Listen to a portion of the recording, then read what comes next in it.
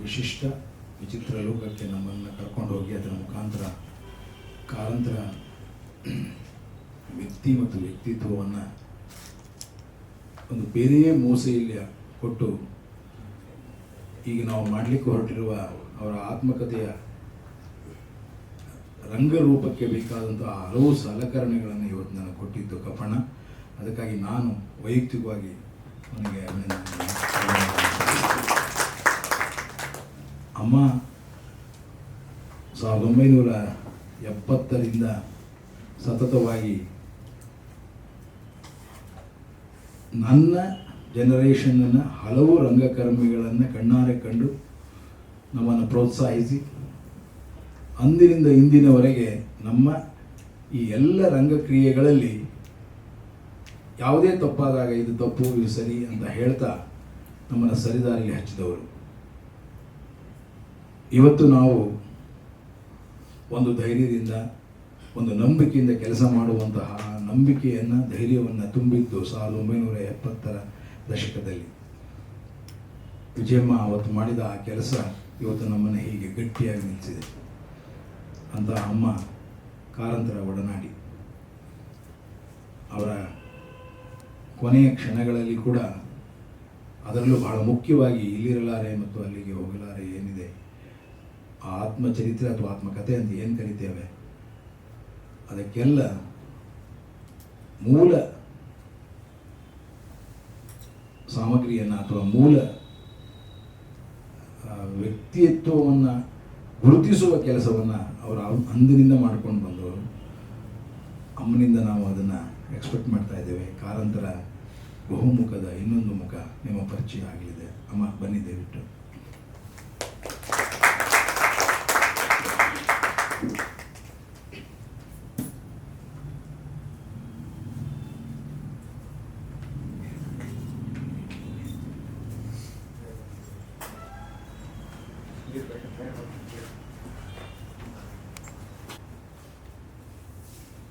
ಈ ಸ್ಥಳ ತುಂಬ ಇಷ್ಟ ಆಯಿತು. ಕಾರಂತರೇ ನೋಡಿದರೆ ಇನ್ನೂ ಸಂತೋಷ ಪಡ್ತು.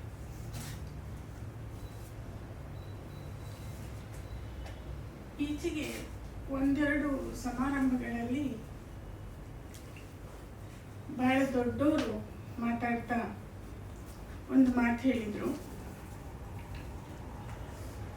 ಕಾರಂತರು, ಪ್ರಸನ್ನ ಇವರೆಲ್ಲ ದೊಡ್ಡ ದೊಡ್ಡ ಡೈರೆಕ್ಟರ್ಸು, ಆದರೆ ಇವರು ಯಾರೂ ಜನರ ಮನಸ್ಸಲ್ಲಿ ಉಳಿದಿಲ್ಲ.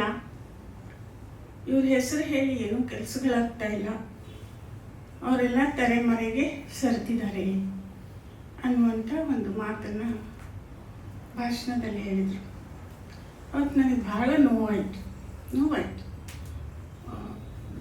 ಅಂದರೆ ಯಾವ ಮಾನದಂಡ ಗೊತ್ತಿಲ್ಲ. ಅಂಥ ಮಾತುಗಳು ನಮಗೆ ಯಾರು ಎಷ್ಟೇ ನನಗಿವತ್ತು ಕಾರಂತರ ಪ್ರೀತಿ ಅಂತ ಹೇಳಿ ಬೇರೆಯವರನ್ನು ನಾನು ಕೆಳಗೆ ತಳ್ಳಿ ಕಾರಂತರ ಬಗ್ಗೆ ಮಾತಾಡಲಿಕ್ಕಾಗಿಲ್ಲ. ಅವರವರ ಅರ್ಹತೆ, ಅವರವರ ಪ್ರತಿಭೆ, ಅವರವರ ಕೀರ್ತಿ ಅವ್ರಿಗಿರಲಿ, ಅದನ್ನು ಮೆಚ್ಕೊಳ್ಳೋಣ ಅಷ್ಟೇ ಹೊರತು ಇವರನ್ನು ಮೆಚ್ಚಕ್ಕೋಸ್ಕರ ಅವ್ರ ತೆಗಳು ಅಗತ್ಯ ಇಲ್ಲ ಅನಿಸುತ್ತೆ. ಅಂಥ ಒಂದು ಮನೋಧರ್ಮ ಅಷ್ಟು ಆರೋಗ್ಯಕರವೂ ಅಲ್ಲ. ಕಾರಂತರು ನಾಗಭರಣ ಹೇಳಿದ ಹಾಗೆ ಕಾರಂತರು ಎಲ್ರಿಗೂ ಪ್ರಿಯರಾಗಿದ್ದರು. ಎಲ್ಲರೂ ನನಗೆ ಹತ್ರ ಅಂತ ಹೇಳುವ ಹಾಗೆ ಇದ್ದಂಥ ಜೀವ ಅದು. ನಾವು ಅಂತೂ ಕೇಳಿ ಪತ್ರಕರ್ತರು ಒಂದು ಸ್ವಲ್ಪ ವಿರೋಧಗಳ ಮಧ್ಯೆನೇ ಕಾರಂತರನ್ನ ಕಂಡವರು. ಒಂದು ರೀತಿಯಲ್ಲಿ ಟೀಕಿಸುವುದೇ ಗುಣವಾದ ದಿನಗಳು. ಕಾರಂತರನ್ನ ಏನು ಮಾಡಿದ್ರು ಒಂದು ರೀತಿಯಲ್ಲಿ ವಿಮರ್ಶೆಯ ನೆಪದಲ್ಲಿ ಟೀಕೆ ಮಾಡಿದ್ದೇ ಹೆಚ್ಚು. ಆದರೆ ಯಾರಾದರೂ, ನಾನು ಯಾವಾಗಲೂ ಹೇಳ್ತಿರ್ತೀನಿ, ಯಾರಾದರೂ ಒಬ್ಬ ವ್ಯಕ್ತಿಯನ್ನು ಆಕ್ಷೇಪಿಸುವುದಕ್ಕಾಗಿ ನೋಡ್ತಾ ಹೋದಾಗ ಏನಾಗುತ್ತೆ, ತುಂಬ ಎಲ್ಲ ವಿವರಗಳಿಗೂ ಹೋಗ್ತೀವಿ ಅಂತ ಕಾಣುತ್ತೆ. ಹಾಗೆ ಹೋಗ್ತಾ ಯಾರನ್ನ ನಾವು ವಿರೋಧಿಸ್ಬೇಕು ಅಂದ್ಕೊಂಡಿರ್ತೀವೋ ಅವರನ್ನು ಆರಾಧಿಸೋಕೆ ಶುರು ಮಾಡ್ತೀವಿ. ಇಂಥದ್ದು ನಡೆಯುತ್ತೆ, ನಡೆದಿದೆ ಅಂತ. ನನಗೆ ನಾಗಾಭರಣ ಬೆಂಗಳೂರಿನಲ್ಲಿ ಕಾರಂತರು ಅಂದರು. ಬಹಳ ಜನ ಈಗಾಗಲೇ ಮಾತಾಡಿದ್ದಾರೆ. ಪ್ರಾಯಶಃ ಆ ವಿಷಯ ಎಲ್ರಿಗೂ ಗೊತ್ತಿರುತ್ತೆ ಅನಿಸುತ್ತೆ. ನಾನು ಮೊದಲು ಅಂದ್ಕೊಂಡಿದ್ದೆ ಕಾರಂತರ ಪ್ರೊಡಕ್ಷನ್ಸ್ ಬಗ್ಗೆ ಸ್ವಲ್ಪ ಮಾತಾಡೋಣ ಅಂತ. ಸಾಧ್ಯ ಆದರೆ ಸಮಯ ಇದ್ದರೆ ಮಾತಾಡ್ತೀನಿ. ಮೊನ್ನೆ ಸಿಕ್ಕಾಗ ನಾಗಾಭರಣ ನನಗೆ ಕಾರಂತರ ಮೇಲಿದ್ದ ಆಪಾದನೆಗಳನ್ನು ಹೇಳಿ ಅಂತ ಅಂದರು. ಈಗ ನನಗೆ ಗೊಂದಲ, ಪ್ರೊಡಕ್ಷನ್ ಬಗ್ಗೆ ಎಲ್ಲ ಕೆಲವು ಘಟನೆಗಳನ್ನು ಎಲ್ಲ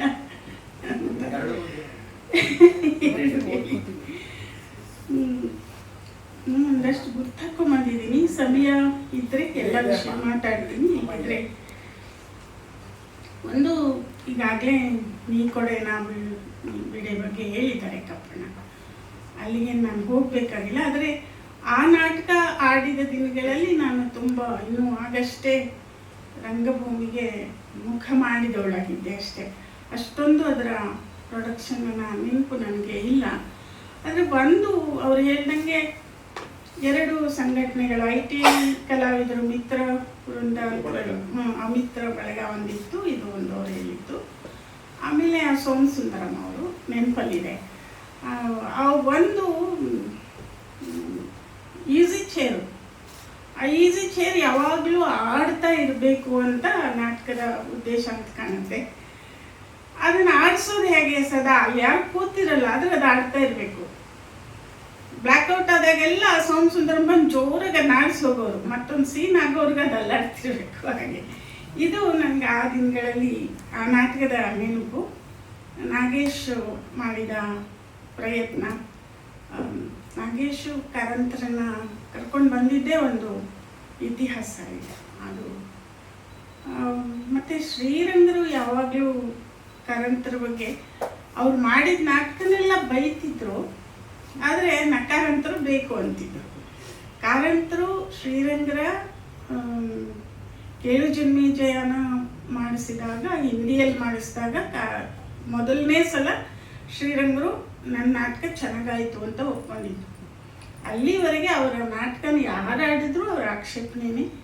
ಅವ್ರ ಕಂಸಿನಲ್ಲಿ ನಾನು ಶ್ರೀರಂಗರ ಬಗ್ಗೆನೇ PhD ಮಾಡಿರೋದ್ರಿಂದ ಅವರ ಕಂಸಿನಲ್ಲಿ ಏನು ಹಾಕ್ತಿದ್ರು ಅದನ್ನು ಹಾಗೇನೆ ಮಾಡಬೇಕು ಅಂತ ಹಠ ಹಿಡಿತಿದ್ರು. ಅಂದರೆ ಅವ್ರು ಹಾಗೆ ಹಠ ಹಿಡಿಯೋದ್ರ ಹಿಂದೇನೂ ಕಾರಣಗಳಿತ್ತು. ಯಾಕೆಂದರೆ ಆ ದಿನಗಳಲ್ಲಿ ಆಡ್ತಾ ಇದ್ದ ನಾಟಕಗಳು, ಇವತ್ತು ನಾವೇನು ದೊಡ್ಡ ದೊಡ್ಡ ಹೆಸರುಗಳು ಅಂತ ಹೇಳ್ತೀವೋ, ಅವ್ರುಗಳು ಆಡ್ತಾ ಇದ್ದ ನಾಟಕಗಳು ತೀರಾ ಕ್ಲಾಸ್ ರೂಮ್ ಪ್ರೊಡಕ್ಷನ್ಸ್ ಥರ, ಒಂಥರ ವಾರ್ಷಿಕೋತ್ಸವದಲ್ಲಿ ಸಣ್ಣ ಸಣ್ಣ ಸ್ಕೂಲ್ಗಳಲ್ಲಿ ಮಾಡ್ತಾರಲ್ಲ ಆ ಮಟ್ಟಕ್ಕೆ ಇರ್ತಿದ್ರು. ಅದಕ್ಕಿಂತ ಹೆಚ್ಚಿತ್ತು ಅಂತ ನನಗೆ ಅನಿಸೋದಿಲ್ಲ. ಏಕೆಂದರೆ ಆಮೇಲೂ ನಾವು ನಾಟಕಗಳು ನೋಡಿದಾಗ ಹಾಗೆ ಅನಿಸಿದೆ. ಯಾರು ಕಾರಂತರನ್ನ ಬೈದಾಡ್ಕೊಂಡು ಓಡಾಡ್ತಿದ್ರೋ ಅವ್ರುಗಳು ಮಾಡ್ತಿದ್ದ ನಾಟಕಗಳು ಆ ಮಟ್ಟ ಮೀರಲೇ ಇಲ್ಲ. ಇದು ಈ ಹಿನ್ನೆಲೆಯಲ್ಲಿ ನೋಡಿದಾಗ ಕಾರಂತರು ಕನ್ನಡದ ರಂಗಭೂಮಿಗೆ ಒಂದು ದೊಡ್ಡ ವರ, ಹೊಸ ರಂಗಭೂಮಿ. ಅಷ್ಟೊತ್ತಿಗೆ BC ಅವರು ಸ್ವಲ್ಪ ಕೆಲಸ ಮಾಡಿದರು. ಪ್ರೊಫೆಸರ್ BC ಅವರು ಮಾಡಿದ ಕೆಲಸಗಳು ಒಂದು ರೀತಿಯಲ್ಲಿ ಪ್ರೇಕ್ಷಕನನ್ನು ಸಿದ್ಧಗೊಳಿಸಿತ್ತು. ಮತ್ತು ಕಲಾವಿದರನ್ನು ಕೂಡ ಒಂದು ಹಂತಕ್ಕೆ ಒಂದು ಶಿಸ್ತು, ಒಂದು ಎಂಟ್ರಿ ಎಕ್ಸಿಟು, ಹೇಗೆ ಪರದೆ ಬಳಸ್ಕೋಬೇಕು, ಹೇಗೆ ಲೈಟಿಂಗ್ ತಗೋಬೇಕು ಅನ್ನುವಷ್ಟು ಶಿಸ್ತನ್ನಂತೂ ಕಲಿಸಿತ್ತು. ಮಧ್ಯೆ ಕಾರಂತರು ಬರೋ ಹೊತ್ತಿಗೆ ಇನ್ನೊಂದು ಏನು ವಾತಾವರಣ ಇಲ್ಲಿತ್ತು ಅಂದರೆ, ಕೆಲವು ಬುದ್ಧಿಜೀವಿ ಬರಹಗಾರರು ಈ ಅಸಂಗತ ನವ್ಯ ನಾಟಕಗಳ ಪರಂಪರೆಯಲ್ಲಿ ಬಂದಿತ್ತು.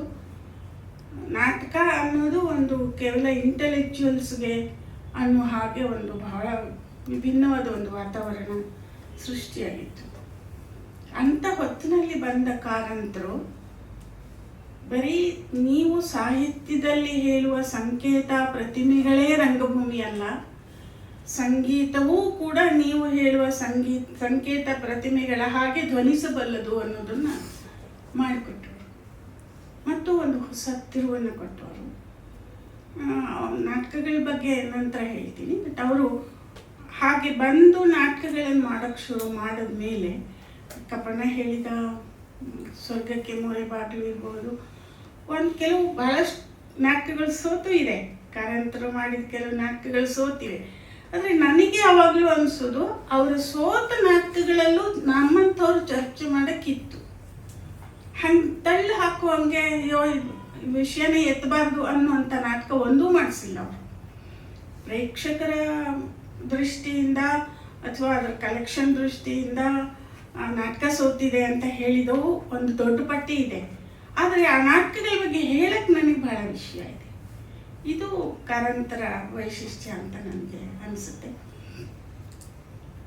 ಕಾರಂತರು ಬಯಲು ರಂಗಭೂಮಿಯ ವಿಷಯಕ್ಕೆ ಬರೋದಾದರೆ, ಯಾವಾಗಲೂ ಈ ಬಯಲು ನಾಟಕಗಳೇ ಮೊದಲು ಹೊರಗೆ ಬಂದಿದ್ದು ಅಂತಾರೆ. ಅದು ಯಾಕೋ ಕಪ್ಪಣ್ಣನೂ ಯಾಕೋ ಅದನ್ನೇ ಅಕ್ಸೆಪ್ಟ್ ಮಾಡ್ಕೊಂಬಿಟ್ಟಿದ್ದಾರೆ. ನನ್ನ ವಾದ ಇರೋದು, ಥಿಯೇಟ್ರ್ ಸೆಂಟರ್ನವರು ಮೊದಲ ಬಾರಿಗೆ ಬಾಲ್ಭವನ್ನಲ್ಲಿ ಒಂದು ನ್ಯಾಷನಲ್ ಸೆಮಿನಾರ್ ಆನ್ ಥಿಯೇಟರ್ ಅಂತ ಮಾಡಿದರು. ಆ ಬಾಲ್ಭವನ್ನಲ್ಲಿ ಸೆಮಿನಾರ್ಗಳು ಯಾವಾಗಲೂ ಒಳ್ಳೊಳ್ಳೆ ಕೆಲಸ ಆದಾಗೆಲ್ಲ ಕಲಾಕ್ಷೇತ್ರ ಮುಚ್ಚಿರುತ್ತೆ. ಥಿಯೇಟರ್ ಸೆಂಟರ್ನವರು ದೊಡ್ಡ ಸೆಮಿನಾರ್ ಮಾಡಿದರು. ಆವಾಗಲೂ ನಾನು ಯಾವಾಗಲೂ ಕುಹಕ ಮಾಡುತ್ತಾ ಇದ್ದ ಜರ್ನಲಿಸಮ್ ಮಾಡಿದ್ದು. ಕಪ್ಪಣ್ಣ ಅವರೆಲ್ಲ ಬರ್ಕ್ಲಿ ಸಿಗರೇಟಿನ ಒಂದು ಜಾಹೀರಾತು ತಗೊಂಡಿದ್ರು. ಆ ಸೆಮಿನಾರ್ ಅಂತ ರೋಡ್ಗೆ ಏನು ಇದನ್ನು ಬ್ಯಾನರ್ಸ್ ಕಟ್ಟಿರ್ತಾರೋ ಅಲ್ಲಿ ಬರ್ಕ್ಲಿ ಇರೋದು. ನಾನು ಇದು ಬರ್ಕ್ಲಿ ಸೆಮಿನಾರ ಅಂತ ಒಂದಿಷ್ಟು ತರಲೆ ಮಾಡುತ್ತಾ ಇದ್ದೆ. ಬಟ್ ಆದರೆ ಥಿಯೇಟರ್ ಸೆಂಟರ್ನವ್ರು ಮಾಡಿದ ಅಂಥ ಒಂದು ಸಮ್ಮೇಳನ ಇದುವರೆಗೆ ಮತ್ತೆ ಆಗಿಲ್ಲ ಅನಿಸುತ್ತೆ ನನ್ನ ಥಿಯೇಟರ್ ಬಗ್ಗೆ. ಅಷ್ಟು ಅದ್ಭುತವಾಗಿತ್ತು. ಮತ್ತು ಬಾಲ್ಭವನ್ನಲ್ಲಿ ಅವಾಗ ಫೂಲಾ ದೇಶಪಾಂಡೆ ಅವರೆಲ್ಲ ಬಂದಿದ್ರು. ತುಂಬ ದೊಡ್ಡ ದೊಡ್ಡ ವೃತ್ತಿ ರಂಗಭೂಮಿ ಮತ್ತು ಆಧುನಿಕ ರಂಗಭೂಮಿ ಎರಡೂ ಇದ್ದಂಥ ಬಹಳ ವಿಶೇಷವಾದ ಚರ್ಚೆ ನಡೀತವಾಗ. ಸುರೇಶ್ ಅವಸ್ಥಿ ಬಂದಿದ್ದರು, ವಿಜಯ್ ತಂಡೋಲ್ಕರ್, ಈ ಥರ ತುಂಬ ಜನ ಬಂದಿದ್ರು ಅವಾಗ. ಆ ಸಂದರ್ಭದಲ್ಲಿ ನಾಟಕ ಮಾಡೋದಕ್ಕೆ ಬಾಲ್ಭವನ ಸಾಕಾಗಲ್ಲ ಅಂಥೇಳಿ ಕಲಾಕ್ಷೇತ್ರದ ಬಯಲನ್ನು ಬಳಸ್ಕೊಂಡ್ರು. ಇದು ಬಯಲು ನಾಟಕಗಳಿಗೂ ಮೊದಲೇ ಆದಂಥ ಪ್ರಯೋಗ. ಅಂದರೆ ಈ ಸಾಧ್ಯತೆಗಳು ಅಷ್ಟೊತ್ತಿಗೆ ಗುರುತಿಸಲಾಗಿತ್ತು. ಅದನ್ನು ಇನ್ನಷ್ಟು ವಿಸ್ತರಿಸಿದ್ದು ಈ ಪ್ರತಿಮಾ ರಂಗದ ನಾಟಕ ರಂಗದ ಬಯಲು ನಾಟಕಗಳು ಅನ್ನುವಂಥದ್ದು. ಈ 3 ನಾಟಕಗಳಲ್ಲಿ ಇತ್ತೀಚೆಗೆ ಮೋಹನ್ ರಾಮ್ ಅವರು ಒಂದು ಲೇಖನ ಬರೆದಿದ್ದಾರೆ, ಭಾಳ ಸುದ್ದಿಯಲ್ಲಿದೆ. ಅದರಲ್ಲಿರುವ ಎಲ್ಲ ಮಾತು ನನಗೇನು ಒಪ್ಪಿಗೆ ಆಗಿಲ್ಲ. ಅಷ್ಟು ಕುತಂತ್ರವನ್ನು ಕಾರಂತರು ಯಾವತ್ತೂ ಮಾಡಿಲ್ಲ. ಅವ್ರು ಯಾವತ್ತೂ ಕುತಂತ್ರಿ ಅಲ್ಲ. ಅದು ಯಾರೋ ಮಾಡಿ ಅವ್ರನ್ನ ಬಳಸ್ಕೊಂಡಿದ್ರೆ ಗೊತ್ತಿಲ್ವೇ ಹೊರತು ಅವರು ತಿಳಿದು ಯಾವ ತಪ್ಪನ್ನು ಮಾಡಿಲ್ಲ. ಇದಂತೂ ನಾವು ತುಂಬ ಅವರ ಶತ್ರುವು ಅದನ್ನು ಒಪ್ಕೊಳ್ಬೇಕಾದಂಥ ಮಾತು. ಆ ಸಂದರ್ಭದಲ್ಲಿ ಆ 3 ನಾಟಕಗಳು ಆದ ಸಂದರ್ಭದಲ್ಲಿ ಬೆಂಗಳೂರು ವಿಶ್ವವಿದ್ಯಾಲಯ GS ಶಿವರುದ್ರಪ್ಪನವರು ಕನ್ನಡ ಅಧ್ಯಯನ ಸಂಸ್ಥೆಯಲ್ಲಿದ್ದರು. ನಾಟಕದ ಬಗ್ಗೆ ಒಂದು ಸೆಮಿನಾರ್ ಕೂಡ ಆಯಿತು. ಸೆಮಿನಾರೇ ಒಂದು ದೊಡ್ಡ ಇತಿಹಾಸ. ಆ ಸಂದರ್ಭದಲ್ಲಿ 3 ನಾಟಕಗಳಾದಾಗ ಎಲ್ಲ ಗೊತ್ತಿರುತ್ತೆ, ಅದ್ರ ಬಗ್ಗೆ ನಾನು ತುಂಬ ಹೇಳಬೇಕಾಗಿಲ್ಲ. ವಿ ರಾಮಮೂರ್ತಿ ಅವರು ಈ ಬಯಲನ್ನು ನೋಡಿ ಇಲ್ಲಿ ಮಾಡಬಹುದು ಅಂದರು ಅನ್ನೋ ಒಂದು ಮಾತು ರಾಮಮೂರ್ತಿಯವರು ಹೇಳ್ತಿರ್ತಾರೆ. ಅದು ಅವ್ರ ಕಾನ್ಸೆಪ್ಟ್, ಬಯಲಲ್ಲಿ ಮಾಡಬೇಕು. ಒಟ್ಟಲ್ಲಿ ಎಲ್ಲರೂ ಸೇರಿ ಬಯಲಲ್ಲಿ ನಾಟಕ ಮಾಡಿದ್ರು ಅನ್ನೋದು. ಕರ್ನಾಟಕ ಒಳ್ಳೆಯ ನಟ ಅನ್ನೋದು ಆ ಸಂದರ್ಭದಲ್ಲಿ ಪ್ರೂವ್ ಆಯಿತು. ರಾಮಮೂರ್ತಿ ಅವರ ಲೈಟಿಂಗ್ ವಿಶೇಷವಾಗಿತ್ತು. ಇಲ್ಲಿ ವಿಶೇಷವಾಗಿದ್ದೇನೆಂದರೆ 3 ನಾಟಕ, ಒಂದು ಗ್ರೀಕ್ ರಂಗಭೂಮಿಯನ್ನು ಮಾಡುವಂಥದ್ದು, ಒಂದು ಕಂಬಾರ ಜೋಕುಮಾರ ಸ್ವಾಮಿ ಜನಪದ ರಂಗಭೂಮಿಯ ಇದು ಸೋಷಿಯಲ್ ಥೀಮು, ಒಂದು ರೀತಿಯಲ್ಲಿ ಬೇರೆಯಾದ ಒಂದು ನಾಟಕ. ಇತಿಹಾಸ ವಿಷಯ ಇದ್ದರೂ ಕೂಡ ಅದು ಬೇರೆ ರೀತಿಯಾದ ನಾಟಕ. ನಮ್ಮ ಲಂಕೇಶ್ರದು ಅವರು ಬಹಳ ಆಸೆಪಟ್ಟು ಬರೆದ ನಾಟಕ. ಇವತ್ತಿಗೂ ಕೂಡ ಸಂಕ್ರಾಂತಿ ಒಂದು ಶ್ರೇಷ್ಠವಾದ ನಾಟಕ ಅನ್ನೋದರಲ್ಲಿ 2 ಮಾತಿಲ್ಲ. ಆದರೆ ಸಂಕ್ರಾಂತಿ ಎಷ್ಟರ ಮಟ್ಟಿಗೆ ಒಂದು ರಂಗ ಪ್ರಯೋಗಕ್ಕೆ ಯೋಗ್ಯವಾಗಿದೆ ಅನ್ನೋದು ಮತ್ತೆ ನಾವು ಪ್ರಶ್ನಿಸ್ಕೊಳ್ಬೇಕಾದ ಸಂಗತಿ. ತುಂಬ ಮೂಢವಾಗಿ ನಮಗೆ ಬಹಳ ಮೆಚ್ಕೊಳ್ಬೇಕು ಅಂತ ಮೆಚ್ಕೊಳ್ಳೋದಲ್ಲ. ಒಂದು ಸಾಹಿತ್ಯದ ನೆಲೆಯಲ್ಲಿ ಮಾತಾಡಿದ್ರೆ ಅಲ್ಲಿ ಬರುವಂಥ ಬಸವ ಬಿಜ್ಜಳರ ಸಂಭಾಷಣೆಯ ಪ್ರಸಂಗ ಅತ್ಯದ್ಭುತವಾದ ಪ್ರಸಂಗ. ಅಲ್ಲಿವರೆಗೆ ಆ ರೀತಿಯ ಚಿಂತನೆಯೇ ಇಲ್ಲವೇನೋ ಅನ್ನುವಂಥ ಅಪರೂಪದ ಮಾತುಗಳಲ್ಲಿವೆ. ಆದರೆ ಅದೇ ಒಂದು ರಂಗ ಪ್ರಯೋಗಕ್ಕೆ ತೊಡಕಾದಂಥ ಸಂಗತಿ. ಯಾರೇ ಇದುವರೆಗೆ ನಾಟಕ ಮಾಡಿದಾರೋ ಅವರೆಲ್ಲರಿಗೂ ಅಲ್ಲಿ ಬೀಳುತ್ತೆ ನಾಟಕ. ಆ ಸಂವಾದದ ಸಂದರ್ಭದಲ್ಲಿ ಕಾರಂತರು ಮಾಡಿದ ನಾಟಕದಲ್ಲಿ ಕೂಡ ಅದು ಸೋತಿದೆ ಅನ್ನುವಂಥ ಯಾವುದೋ ಪೊಳ್ಳು ಮಾತನ್ನು ಲಂಕೇಶ್ವರ ಕಿವಿಗೆ ಯಾರೋ ಚಾಡಿಕೋರರು ಚುಚ್ಚಿ ಅದು ಅನೇಕ ಆಗಬಾರ್ದ ಸಂಗತಿಗಳಿಗೆ ದಾರಿ ಮಾಡಿಬಿಡ್ತು. ಆದರೆ ಇವತ್ತಿಗೂ ಹೇಳ್ತೀನಿ, ಇಷ್ಟು ಜನ ಬಸವಲಿಂಗಯ್ಯ ಮಾಡಿದ್ದಾರೆ, ಎಷ್ಟು ಜನ ಸಂಕ್ರಾಂತಿ ಮಾಡಿದಾರೋ ಬಹುತೇಕ ಎಲ್ಲವನ್ನೂ ನಾನು ನೋಡಿದ್ದೀನಿ. ಈಗಲೂ ಹೇಳ್ತೀನಿ, ಕಾರಂತರ ನಾಟಕದ ದೃಶ್ಯಗಳು ನನ್ನ ಮನಸ್ಸಿನಲ್ಲಿ ಉಳಿದಂಗೆ ಬೇರೆ ಯಾವುದೂ ಉಳಿದಿಲ್ಲ. ಯಾಕೆ? ಕಾರಂತರ ನಾಟಕ ಅತ್ಯುತ್ತಮವಾದ ಪ್ರಯೋಗ ಆಗಿದ್ದರಿಂದಲೇ ನನ್ನ ಮನಸ್ಸಲ್ಲಿದೆ ಅಂತ ನನ್ನ ಭಾವನೆ. ಅಲ್ಲಿ ಕ್ಯಾಂಟೀನ್ ಇದ್ದ ಜಾಗದಲ್ಲಿ ಆಗಿದ್ದು ನಾಟಕ, ಅದು ಮಧ್ಯದಲ್ಲಿ.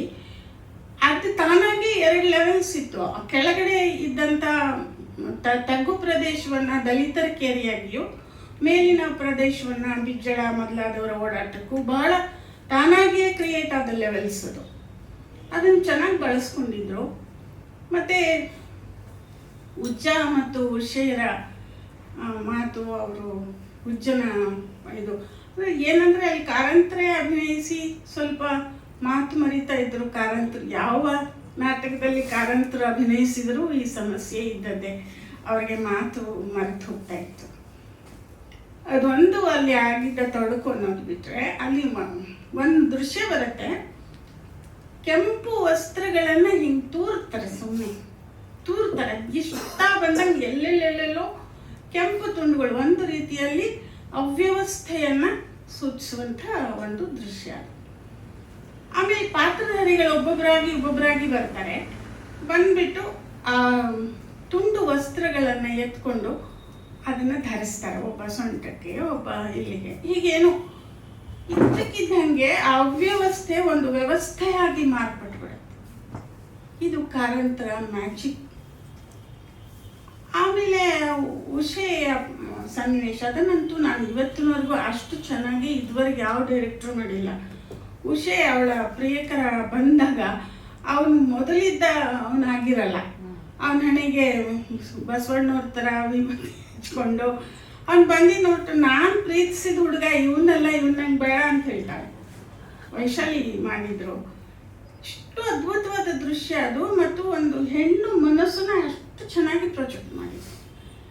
ಅಂಥ ನಾಟಕನ ಅದು ಗ್ರೀಕ್ ರಂಗಭೂಮಿಯ ಬಹುಮತೆಯಲ್ಲಿ, ಜನಪದ ರಂಗಭೂಮಿಯ ಜಲಕ್ಕೆಲ್ಲಿ ಈ ನಾಟಕದ ಸಂಪೂರ್ಣವಾಗಿ ಇಂಟೆಲೆಕ್ಚುಯಲ್ ಆದಂಥ ನಾಟಕ ಅವೆರಡಕ್ಕೆ ಹೋಲಿಸಿದಾಗ ಹಾಗನ್ಸಿರ್ಬೋದು.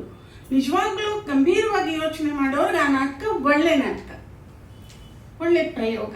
ಆದರೆ ತಪ್ಪು ತಿಳುವಳಿಕೆಯಿಂದಾಗಿ, ಹೇಳಿಕೆಯ ಮಾತುಗಳನ್ನು ಕೇಳಿದ್ರಿಂದಾಗಿ ಲಂಕೇಶರು ತುಂಬ ದೊಡ್ಡ ತಪ್ಪು ಮಾಡಿದರು ಅಂತ ನನಗೆ ಅನಿಸುತ್ತೆ. ಆ ಸಂದರ್ಭದಲ್ಲಿ ನಾನು ಹೇಳಿದಂಗೆ ಸೆಮಿನಾರ್ ಆಯ್ತಲ್ಲ, ಆ ಸೆಮಿನಾರ್ನ ಪ್ರಬಂಧಗಳು ಮುಂದೆ ಪುಸ್ತಕ ರೂಪದಲ್ಲಿ ಬಂದವು. ಆ ಪುಸ್ತಕದಲ್ಲಿ ನನಗೆ ಭಾಳ ದಿವಸ ನಂಗೆ ನೆನಪಿರಲಿಲ್ಲ. ಇತ್ತೀಚೆಗೆ ಗಿರೆಡ್ಡಿಯವರ ನಿಧನದ ನಂತರ ಒಂದು ಸಂವಾದ, ಒಂದು ಸಂತಾಪ ಸೂಚಕ ಸಭೆ ಇತ್ತು. ಅವ್ರು ಬರೆದ ಪತ್ರಗಳನ್ನು ತೆಗೆದ, ಏನು ಬರೆದಿದ್ರು ಗಿರೆಡ್ಡಿ ನನಗೆ ಕಾಗದ ಅಂತ. ಅದರಲ್ಲಿ ಒಂದು ಕಡೆ ಮೆನ್ಷನ್ ಮಾಡ್ತಾರೆ ಅವರು, ವಿಶ್ವವಿದ್ಯಾಲಯದ ಪುಸ್ತಕ ನನಗೆ ತಲುಪಿತು. ಅವ್ರು ಇಂಗ್ಲೆಂಡಿಂದ ಬರೆದಿದ್ರು ಪುಸ್ತಕ ಬಂತು. ಅದರಲ್ಲಿ ಕಾರಂತರ ಹೆಸರೇ ಎಲ್ಲೂ ಪ್ರಸ್ತಾಪ ಇಲ್ಲ. ನೋಡಿ, GSS ಅಂತವರು ಇಂಥ ಕೆಟ್ಟ ರಾಜಕೀಯಕ್ಕೆ ಇಳಿಬೇಕಿತ್ತೆ ಅಂತ ಕೇಳ್ತಾರೆ. ಅಂದರೆ ಯಾವ ಮಟ್ಟಕ್ಕೆ ರಾಜಕೀಯ ಮಾಡಿದ್ದಾರೆ ಅನ್ನೋದು. ಕಾರಂತರು ಒಂದು ಪೇಪರ್ ಮಂಡಿಸಿದ್ರು ಅವತ್ತು. ಇಷ್ಟು 3 ನಾಟಕ ಮಾಡಿ ಇತಿಹಾಸ ಸೃಷ್ಟಿ ಮಾಡಿದರು. BV ಕಾರಂತರ ಹೆಸರು ಆ ಪುಸ್ತಕದಲ್ಲಿ ಇಲ್ಲ ಅನ್ನೋದು ನನಗೆ ನಿಜವಾಗ್ಲೂ ನೆನಪಿರಲಿಲ್ಲ. ನಂಗೆ ಗಿರೆಡ್ಡಿ ಅವ್ರ ಪತ್ರ ಓದಿದ ಮೇಲೆ ಶಾಕ್ ಆಯಿತು. ಅಂಥ ಕಾರಂತರನ್ನು ಆ ಸಂದರ್ಭದಲ್ಲಿ ಒಂದು ಪ್ರಸಂಗ, ನಮ್ಮ ಪ್ರಸನ್ನ 3 ನಾಟಕಗಳಿಗೂ ಸಹಾಯಕನಾಗಿ ಕೆಲಸ ಮಾಡಿದ ಕಾರಂತರಿಗೆ.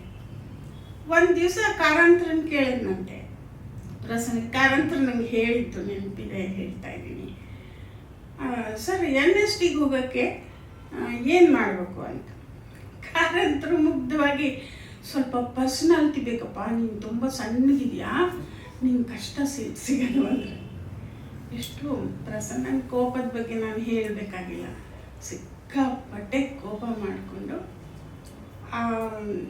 ಇದನ್ನು ಇದು ನಾಟಕಗಳೆಲ್ಲ ಇದು ಉತ್ಸವ ಜಾತ್ರೆ ಅಂತೆಲ್ಲ ಹೇಳಿದ್ದು ಪ್ರಸನ್ನನೇ ಮೊದಲು. ಆಮೇಲೆ ನಾನು NST ಹೋಗ್ತೀನಿ ಅಂದರು, ಹೋದರು. ಅದು ಒಂಥರದಲ್ಲಿ ನಮ್ಗೆ ಅನುಕೂಲವೇ ಇತ್ತು. ನಮ್ಮ ರಂಗಭೂಮಿಗೆ ಇನ್ನೊಬ್ಬ ಒಳ್ಳೆಯ ನಿರ್ದೇಶಕ ಸಿಕ್ಕದ, ಇನ್ನೊಂದು ರೀತಿ ಹೊಸ ಇತಿಹಾಸ ಸೃಷ್ಟಿ ಆಯಿತು, ಅದು ಬೇರೆ. ಹೋಗಿ ಬಂದರು, ಅಲ್ಲಿಂದನೇ ಬರೆಯೋರು. ಮುಕ್ತ ಪತ್ರಿಕೆ ಶುರುವಾಗಿತ್ತು. ನಮ್ಮ ಕೃಷ್ಣಪ್ಪ, ಸೀತಾರಾಮ್, ಆಮೇಲೆ ಇನ್ನೊಬ್ಬ ಕವಿ ಇದ್ದರು, ಅವರು ತಿರ್ಕೊಂಡ್ರು. ಅವರೆಲ್ಲರೂ ಸೇರಿಕೊಂಡು ಮಾಡಿದ ಪತ್ರಿಕೆ ಅದು.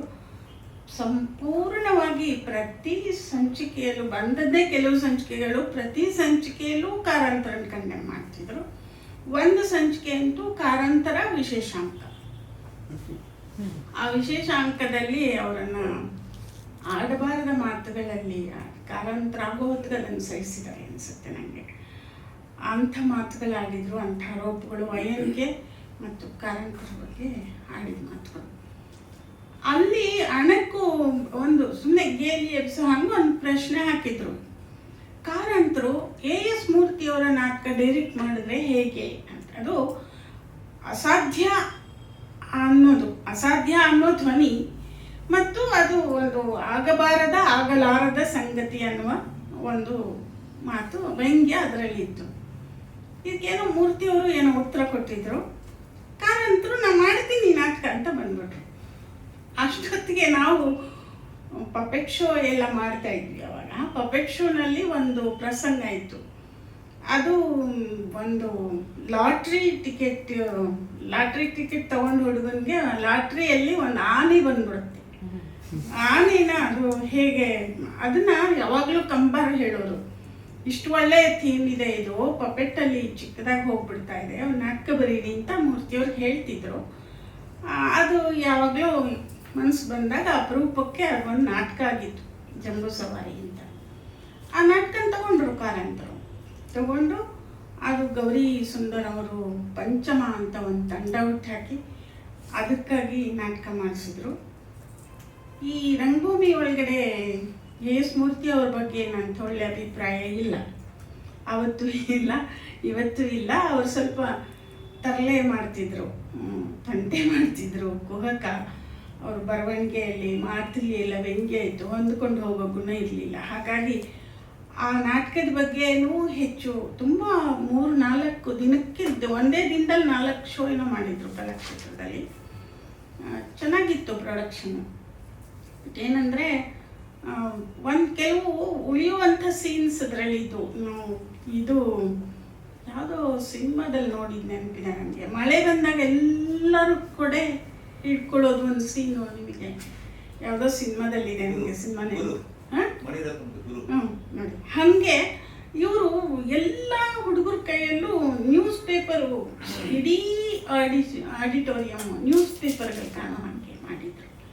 ಆಮೇಲೆ ಆನೆಯ ಒಂದು ಇದು ಬೃಹತ್ತಾದ ಆನೆ ಮಾಡಿಸಿದ್ರು, ಚಲಪತಿ ಮಾಡಿಕೊಟ್ಟಿದ್ರು. ಅದಕ್ಕೆ ಅಂತ ಹಾಡುಗಳು ಬರೆಸಿದ್ರು. ಇವತ್ತಿನವರೆಗೆ ರಂಗ ಇತಿಹಾಸದಲ್ಲಿ ಯಾರೂ ಜಂಬೂ ಸವಾರಿಯನ್ನು ಹೇಳೋದಿಲ್ಲ. ಜಂಬೂ ಸವಾರಿಯ ಹಾಡುಗಳನ್ನು ಯಾವ ರಂಗ ಗಾಯಕರು ಹಾಡೋದಿಲ್ಲ. ಅಂದರೆ ಒಬ್ಬ ವ್ಯಕ್ತಿಯ ಬಗ್ಗೆ ಒಂದು ಇದ್ರ ಬಗ್ಗೆ ಅವರ್ಷನೋ ಏನು ಹೇಳಬೇಕು ಗೊತ್ತಿಲ್ಲ, ಒಟ್ಟಲ್ಲಿ ಡೆಲಿಬ್ರೇಟಾಗಿ ಹಾಡಲ್ಲ ಅಂತ ನಮ್ಗೆ ಅನಿಸಿದೆ. ಗೊತ್ತಿಲ್ಲ, ನೀವು ಮರ್ತಿರ್ಬೋದು, ಏನಾದರೂ ಹೇಳ್ಕೊಳ್ಳೋಣ, ನಮಗೇನು ಯಾರ ಮೇಲೂ ದ್ವೇಷ ಇಲ್ಲ. ಒಟ್ಟಲ್ಲಿ ಹಾಡೋದಿಲ್ಲ ಅದನ್ನು. ನಾನೇ ಇವರು GB ಜೋಶಿಯವರ ರಮಾಕಾಂತ್ ಜೋಶಿ ಕೇಳಿದಾಗ ಮನೋಹರ್ ಗ್ರಂಥಮಾಲದಲ್ಲಿ ಬಂದ ಪುಸ್ತಕದಲ್ಲಿ ಒಂದು ಲೇಖನ ಬರೆದಿದ್ದೀನಿ ಕಾರಂತರ ತೀರ್ಕೊಂಡ ಮೇಲೆ. ಆ ಲೇಖನದಲ್ಲಿ ಈ ನಾಟಕದ ಬಗ್ಗೆ ಮತ್ತು ಅಲ್ಲಿ ಬಳಸಿದ ಹಾಡುಗಳನ್ನು ಸಹ ಅಲ್ಲಿ ಕೋಟ್ ಮಾಡಿದ್ದೀನಿ. ತುಂಬ ಅಪರೂಪದ ಹಾಡುಗಳು. ಅವರು ಲಾಟ್ರಿ ಟಿಕೆಟ್, ಬಾಬಾ ಅಂದ್ರಲ್ಲ, ಅವರು ಬಾಬಾನ ಪಾತ್ರ ತಂದಿದ್ರು ಅದರಲ್ಲಿ. ತುಂಬ ವಿಶೇಷವಾಗಿ ಆ ಒಂದು ಕಾರಂತರು ನಾಟಕ ಮಾಡಿಸಿದಾಗ ನಾಟಕಕಾರರು ತಮ್ಮ ನಾಟಕನ ಹಾಗೇ ಏನು ಕನ್ನಡಿ ಹಿಡಿತಾರೆ ಅಂತ ಅಂದ್ಕೊಂಡ್ರೆ ಅದು ತಪ್ಪು. ಅದು ಆ ದಿನಗಳಲ್ಲಿ, ಈಗ ಬಹಳ ಜನಕ್ಕೆ ಅದು ಅರ್ಥ ಆಗಿದೆ. ಆ ದಿನಗಳಲ್ಲಿ ಹಂಗಿರಲಿಲ್ಲ. ಬಹಳ ಬೇಗ ನಾನು ನಾಟಕ ಬರ್ದಂಗೆ ಇಲ್ವಲ್ಲ ಅಂತ ಕೊರಗ್ತಾ ಇದ್ದವರೇ ಜಾಸ್ತಿ ರೈಟರ್ಸ್. ನನಗೆ ಜಿ ಬಿ ಜೋಶಿಯವರು ಸತ್ತವ್ರ ನೆರಳು ಮೈಸೂರಿನಲ್ಲಾದಾಗಲೂ ನಾನು ಹೋಗಿದ್ದೆ. ಸುರುಚಿಯವರು ಮಾಡಿದ ನಾಟಕ ಹೇಗಿದೆಯೋ ಹಾಗೆ ಸಂಪೂರ್ಣವಾಗಿ ನಾಟಕಕಾರನಿಗೆ ನಿಷ್ಠೆ. ನಾಟಕ ಸೋಲ್ತು. ಅವತ್ತು ಜೋಶಿಯವ್ರ ಜೊತೆನೇ ಕುತ್ಕೊಂಡು ನಾಟಕ ನೋಡಿದ್ದೆ ಮೈಸೂರಲ್ಲಿ. ನಾನು ಬೆಂಗಳೂರಿನಲ್ಲಿ ಕಾರಂತರ ನಾಟಕ ಮಾಡಿದಾಗ ಅದು ಮಾರ್ನಿಂಗ್ ಶೋ ಕಲಾಕ್ಷೇತ್ರದಲ್ಲಿ, ಇದು ಸತ್ತವ್ರನಾಡು ಫಸ್ಟ್ ಮಾಡಿದಾಗ ಹೇಗೆ ಕಳಿಸಿದ್ರು ನನಗೆ ಅವತ್ತು ಹೋಗೋಕ್ಕಾಗಲ್ಲ ಅಂದರೂ ಬಿಡಲಿಲ್ಲ. ವಿಜಯ ಬರಬೇಕು ಅಂತ. ಆಮೇಲೆ ನಾನು ಹೋದ ತಕ್ಷಣ ಖುಷಿ, ನೀವು ಬಂದ್ರಲ್ಲ, ಯಾಕೆಂದರೆ ನಾನು ಬೈತೀನಿ ಅಂತ. ಬೈಯೋದವ್ರಿಗೆ ಇಷ್ಟ. ಸರಿ, ನಾನು ಜೋಶಿ ಕುತ್ಕೊಂಡು ನೋಡಿ, ನಮಗಿಬ್ಬರಿಗೂ ಮಾತೇ ಹೊರಡಲಿಲ್ಲ. ದಿಗ್ಭ್ರಾಂತರಾದವು ಅಂತ ಹೇಳ್ಬೇಕೇನೋ, ದಿಗ್ಭ್ರಾಂತಿಯೇ ನಮಗಾಗಿದ್ದವಾಗ. ಆಮೇಲೆ ಆ ನಾಟಕದ ಬಗ್ಗೆ ನಾನು ಶೂದ್ರ ಪತ್ರಿಕೆಯಲ್ಲಿ ಬರೆದೆ, ಅಲ್ಲೂ ಕಾಮೆಂಟ್ಸ್ ಮಾಡಿದ್ದೆ. ಒಂದೆರಡು ತಪ್ಪು ಶಬ್ದಗಳು ಬೇರೆ ಬಳಸಿದ್ದೆ, ಇಂಗ್ಲೀಷ್ ಗೊತ್ತಿಲ್ಲದೆ. ಅದೇನು ವಿಷಾದ ಅನ್ನುವ ಅರ್ಥ ಬರಬೇಕಾಗಿತ್ತು ನನಗೆ. ವಿಷಾದ ಅನ್ನೋದನ್ನು ಸ್ಯಾಡಿಸ್ಟ್ ಅಂತ ಹಾಕಿ ಬಯಸ್ಕೊಂಡಿದ್ದೆ ವೈಕುಂಠರಾಜ್ ಕೈಲಿ. ಇಂಗ್ಲೀಷ್ ಬರಲ್ಲ ಏನಿಲ್ಲ, ಬರೀತೀಯ ಸ್ಯಾಡಿಸ್ಟ್ ಅಂತ ಬೈದಿದ್ರು. ಆದರೆ ಅದಕ್ಕೆ ಮುಂಚೆ ನಾನು ಕಾರಂತರು ಒಂದು ಇಂಟರ್ವ್ಯೂನಲ್ಲಿ ಆಕಾಶವಾಣಿಯಲ್ಲಿ ಒಂದು ಇಂಟರ್ವ್ಯೂ ಮಾಡಿದರು. NSK ಅಂತಿದ್ರು, ಅವರು ಮಾಡಿಸಿದ್ರು. ಅವ್ರು ಇವತ್ತಿಗೂ ಹೇಳ್ತಾರೆ, 2 ಹುಲಿ ಸಿಂಹಗಳನ್ನು ಕಾದಾಡಕ್ಕೆ ಬಿಟ್ಬಿಟ್ಟಿದ್ದೆ ಅಂತ. ನನಗೆ ಕಾರಂತರಿಗೆ ಜಗಳ ಹತ್ಕೊಂಡ್ಬಿಡ್ತು ಇಂಟರ್ವ್ಯೂ ಮಾಡುವಾಗ. ನೀವು ಸೆಮಿ ಪ್ರೊಫೆಷನಲ್ ಥಿಯೇಟ್ರಿಗೆ ಡೈರೆಕ್ಟರ್, ನೀವು ಅರೆ ವೃತ್ತಿ ರಂಗಭೂಮಿಯ ನಿರ್ದೇಶಕರು ಅಂದ್ಬಿಟ್ಟೆ. ಅಂತ ಕಿರ್ಚಕ್ಕೆ ಶುರು ಮಾಡ್ಬಿಟ್ರೆ ಅಲ್ಲಿ. ನಾನು ಹೆಂಗೆ ಹೇಳ್ತೀರೋ ಹಂಗೆ ಅಂತ. ಅದು ಅವ್ರಿಗೆ ನಾನು ಯಾಕೆ ಹೇಳ್ತಿದ್ದೀನಿ ಅನ್ನೋದು ಅವರು ಬೇಗ ಗ್ರಹಿಸಲಿಲ್ಲ. ಅವತ್ತು ಜಗಳ ನಡೀತಾನೆ ಇತ್ತು. ಆಮೇಲೆ ಅವರೇ ಹೇಳ್ಕೊಂಡ್ರು, ನಾನು ಅರೆ ವೃತ್ತಿ ರಂಗಭೂಮಿ ಕಾನ್ಸೆಪ್ಟನ್ನು ಸರಿಯಾಗಿ ಇದು ಮಾಡಿ. ಆಮೇಲೆ ಅವರೇ ಹೇಳ್ತಾಯಿದ್ರು ಅನೇಕ ಇಂಟರ್ವ್ಯೂಗಳಲ್ಲಿ, ಅರೆ ವೃತ್ತಿ ರಂಗಭೂಮಿ ಅನ್ನೋದು ಏನು ಅಂತ ಅವರೇ ಎಕ್ಸ್ಪ್ಲೈನ್ ಮಾಡ್ತಾಯಿದ್ರು. ಇಂಥ ಅನೇಕವು ನಡೆದು, ಇದು ನಾನೀಗ ಮುಕ್ತದ ಬಗ್ಗೆ ಹೇಳ್ತಿದ್ನಲ್ಲ, ಅದರ ಮುಂದುವರಿದ ಭಾಗವಾಗಿ ನಾನು ಮಲ್ಲಿಗೆ ಪತ್ರಿಕೆಗೆ ಅನಂತಮೂರ್ತಿಯವರ ಒಂದು ಸಂದರ್ಶನ ಮಾಡಿದೆ. ಆ ಇಡೀ ಸಂದರ್ಶನದಲ್ಲಿ ಅನಂತಮೂರ್ತಿಯವರು ಲಂಕೇಶ್ವರನ ಹಿಗ್ಗಾಮುಗ್ಗ ಬೈದಿದ್ರು. ಅದು ಹೇಗೆ ಲಂಕೇಶ್ಗೆ ಈ ವಿಷಯ ಗೊತ್ತಾಯ್ತೋ ಗೊತ್ತಿಲ್ಲ ನನಗೆ. ಆವಾಗ ಗಾಂಧಿನಗರದಲ್ಲಿ ಆಚಾರ್ ಅಂತಿದ್ರು. ಆಚಾರ್ ಅವ್ರ ಆಫೀಸ್ ಇತ್ತು, ಅಶ್ವಿನಿ ಪಬ್ಲಿಸಿಟೀಸ್ ಅಂತ. ಅಲ್ಲಿ ಅನಂತಮೂರ್ತಿಯವರು ಸಾಮಾನ್ಯವಾಗಿ ಸಿಗೋರು. ಅಲ್ಲಿಗೆ ಹೋಗಿ ಅವ್ರ ಕೈ ಕಾಲು ಕಟ್ಟಿ ಅವ್ರನ್ನ ಕರ್ಕೊಂಡು ನಾವು ಆಫೀಸಿಗೆ ಬಂದರು, ಬೆಂಗಳೂರು ಪ್ರೆಸ್ಗೆ ಬಂದು. ಅದು ಮುದ್ರಣಕ್ಕೆ ಆಲ್ಮೋಸ್ಟ್ ರೆಡಿಯಾಗಿ ಹೊಟ್ಟೋಗಿದ್ದ ಪೇಪರ್ಸ್ ತರಿಸಿ ಅನಂತಮೂರ್ತಿಯವರ ಕೈಲಿ ಅಲ್ಲಿ ಇರೋದನ್ನೆಲ್ಲ ಹೊಡೆಸಾಕಿದ್ರು. ಏನು ಲಂಕೇಶ್ವರ ವಿರುದ್ಧವಾಗಿ ಅನಂತಮೂರ್ತಿಯವರು ಬೈದಿದ್ರೋ ಅದನ್ನೆಲ್ಲ ಹೊಡೆದು ಹಾಕಿ ಅದೊಂದು ಸಪ್ಪೆ ಇಂಟರ್ವ್ಯೂ ಪಬ್ಲಿಷ್ ಆಯ್ತು. ಅಂದರೆ ಯಾರು ಮಾತಾಡಿದವರು ಉತ್ತರಗಳನ್ನು ಸಹಿಸ್ಕೊಳ್ಳೋ ಶಕ್ತಿ ಇರಬೇಕು. ಅದು ಲಂಕೇಶ್ವರಿಗೆ ಆ ಥರದ ನಾನು ಯಾವಾಗಲೂ ಹೇಳ್ತಿರ್ತೀನಿ, ಅವ್ರನ್ನ ಎದುರಿಸಿ, ಅವ್ರೇನು ಬರೀತಿದ್ರೋ ಅವ್ರನ್ನ ಎದುರಿಸಿ ಒಂದು ಮಾತಾಡಿಬಿಟ್ರೆ ಅವ್ರಿಗೆ ತಡ್ಕೊಳ್ಳೋ ಶಕ್ತಿನ ಅಂತ ಹಿಂದಿಂದಕ್ಕೆ ಸಕೊಂಡು ಹೋಗೋರು. ಇಂಥವು ನನಗೆ ಲಂಕೇಶ್ವರಿಗೆ ಬೇಕಾದಷ್ಟಾಗಿದೆ. ನಾನು ಅವ್ರ ಮೇಲೆ ಕೇಸ್ ಹಾಕಿ 8 ವರ್ಷ ಹೋರಾಡಿದ್ದೀನಿ. ಅಪಾಲಜಿ ಕೇಳುವವರೆಗೆ 8 ವರ್ಷ ಕೋರ್ಟಲ್ಲಿ ಕೇಸ್ ಹೋರಾಡ್ತೀನಿ ನಾನು. ಅಂದರೆ ಈ ತರಹ ಇದೇ ಸಂದರ್ಭದಲ್ಲಿ ಲಂಕೇಶ್ರು ಯೂನಿವರ್ಸಿಟಿಯಲ್ಲಿ ಕೆಲಸ ಮಾಡ್ತಿದ್ದ ದಿನಗಳಲ್ಲಿ ಯಾವುದೋ ಒಂದು ರೈಲ್ವೆ ಟಿಕೆಟ್ದು ಒಂದು ತೊಂದರೆ ಬಂತು. ಅವರು ಹುಡುಗರನ್ನೆಲ್ಲ ಕರ್ಕೊಂಡೋಗಿದ್ರು, ಫ್ಯಾಮಿಲಿದು ಟಿಕೆಟ್ ಏನೋ ತಪ್ಪು ಲೆಕ್ಕ ಕೊಟ್ಟರು ಯೂನಿವರ್ಸಿಟಿಗೆ. ಅದೊಂದು ದೊಡ್ಡ ಗದ್ದಲ ಆಯಿತು. ಆ ಸಂದರ್ಭದಲ್ಲಿ ಕಾರಂತರು ಪ್ರೇಮ ಉತ್ತರ ಭಾರತಕ್ಕೆ ವಿದ್ಯಾರ್ಥಿಗಳು ಕರ್ಕೊಂಡು ತಮ್ಮ ಪತ್ನಿಯನ್ನು ಕೂಡ ಒಬ್ಬ ವಿದ್ಯಾರ್ಥಿ ಅಂತ ತೋರಿಸುತ್ತೆ. ಅದು ಸಿಕ್ಕಾಕೊಳ್ತು. ಆವಾಗ ಪ್ರೇಮ ಕಾರಂತರು ಅದಕ್ಕೇನು ಪ್ರೇಮ ಸಿಕ್ಕಾಪಟ್ಟೆ ಒಂಥರ ಇಷ್ಟ ಆಗಲಿಲ್ಲ. ಸುಳ್ಳು ಹೇಳಬೇಕಾಗಿ ಬಂತು ಅವ್ರು ಯಾವಾಗಲೂ ಬೇಜಾರು ಮಾಡ್ಕೊಳ್ಳೋರು. ಇಂಥವೆಲ್ಲ ಕಾರಣ ಆಯಿತು. ಲಂಕೇಶ್ರು ಕೆಲಸನೂ ಬಿಟ್ಟರು. ಇದೆಲ್ಲ ಬೇರೆ ಬಿಡಿ, ಅದು ಆಮೇಲಿನ ಅವ್ರ ಬೆಳವಣಿಗೆ ಬೇರೆ ಕಡೆ ಹೋಯಿತು. ಆದರೆ ಕಾರಂತರನ್ನು ಯಾಕೆ ನಿರಂತರವಾಗಿ ಅವರು ಟೀಕೆ ಮಾಡ್ತಾ ಬಂದರು? ನಾನು ಯಾವಾಗಲೂ ತಮಾಷೆ ಮಾಡ್ತಿದ್ದೆ, ಯಾವ ವ್ಯಕ್ತಿ ತುಂಬ ಪ್ರಸಿದ್ಧನಾಗ್ಬಿಡ್ತಾನೋ, ಯಾವ ವ್ಯಕ್ತಿ ಒಂದು ರೀತಿಯಲ್ಲಿ ಸೆಲಿಬ್ರಿಟಿ ಅನ್ನಿಸ್ಕೊತಾನೋ ಅಂಥವನ್ನ ಟೀಕೆ ಮಾಡಿದ್ರೆ ಜನ ಸಮಾಜ ತುಂಬ ಆ ಕಡೆ ಗಮನ ಕೊಡ್ತೀವಿ. ನೀವು ಟಿ ವಿ ಅದರಲ್ಲಿ ನ್ಯೂಸ್ ಪೇಪರಲ್ಲಿ ಎಷ್ಟೋ ನಡೆಯುತ್ತೆ, ಎಲ್ಲದರಲ್ಲೂ ನೋಡಿ ಕೆಲವ್ರದ್ದೇ ಬರುತ್ತಲ್ವಾ. ಯಾಕೆ ಬರುತ್ತೆ ಅಂದರೆ ಅದು ಎಲ್ರಿಗೂ ಕುತೂಹಲ ಹುಟ್ಟಿಸುತ್ತೆ ಅಂತ. ನಾನು ಲಂಕೇಶ್ಗೆ ಅದೇ ಹೇಳ್ತಿದ್ದೆ, ನೀವು ಕಾರಂತರನ್ನ ಬೈಯೋದು ಹಾಗೇನೆ, ನಾನು ಬೈಯೋರು, ಬೇಕಾದಷ್ಟು ಬೈಯೋರು ಲಂಕೇಶು. ನಿಮ್ಮ ಪತ್ರಿಕೆ ಸರ್ಕ್ಯುಲೇಷನ್ ಎಷ್ಟು ಜಾಸ್ತಿ ಆಯಿತು ಅಂತ ಕೇಳ್ತಿದ್ದೆ ನಾನು, ನನ್ನ ಬೈದಿದ್ದೀರಲ್ಲ. ಆ ಥರ ನಮ್ಮಲ್ಲಿ ಒಂಥರ ಲವ್ ಹೇಟ್ರೆಡ್ ಅಂತಾರಲ್ಲ, ಅಂಥವು ಭಾಳಷ್ಟು ನಡೀತಿದ್ವು. ಕಾರಂತರ ಜೊತೆನೂ ಅಂಥವು ಬೇಕಾದಷ್ಟು ನಡೀತಿದ್ವು. ನನಗೆ ಈ ಸಂದರ್ಭದ ಮುಂದೆ ಹೋಗೋದಾದರೆ, ಪಲ್ಲವಿ ಸಿನಿಮಾ ಮಾಡಿದರು ಲಂಕೇಶ್.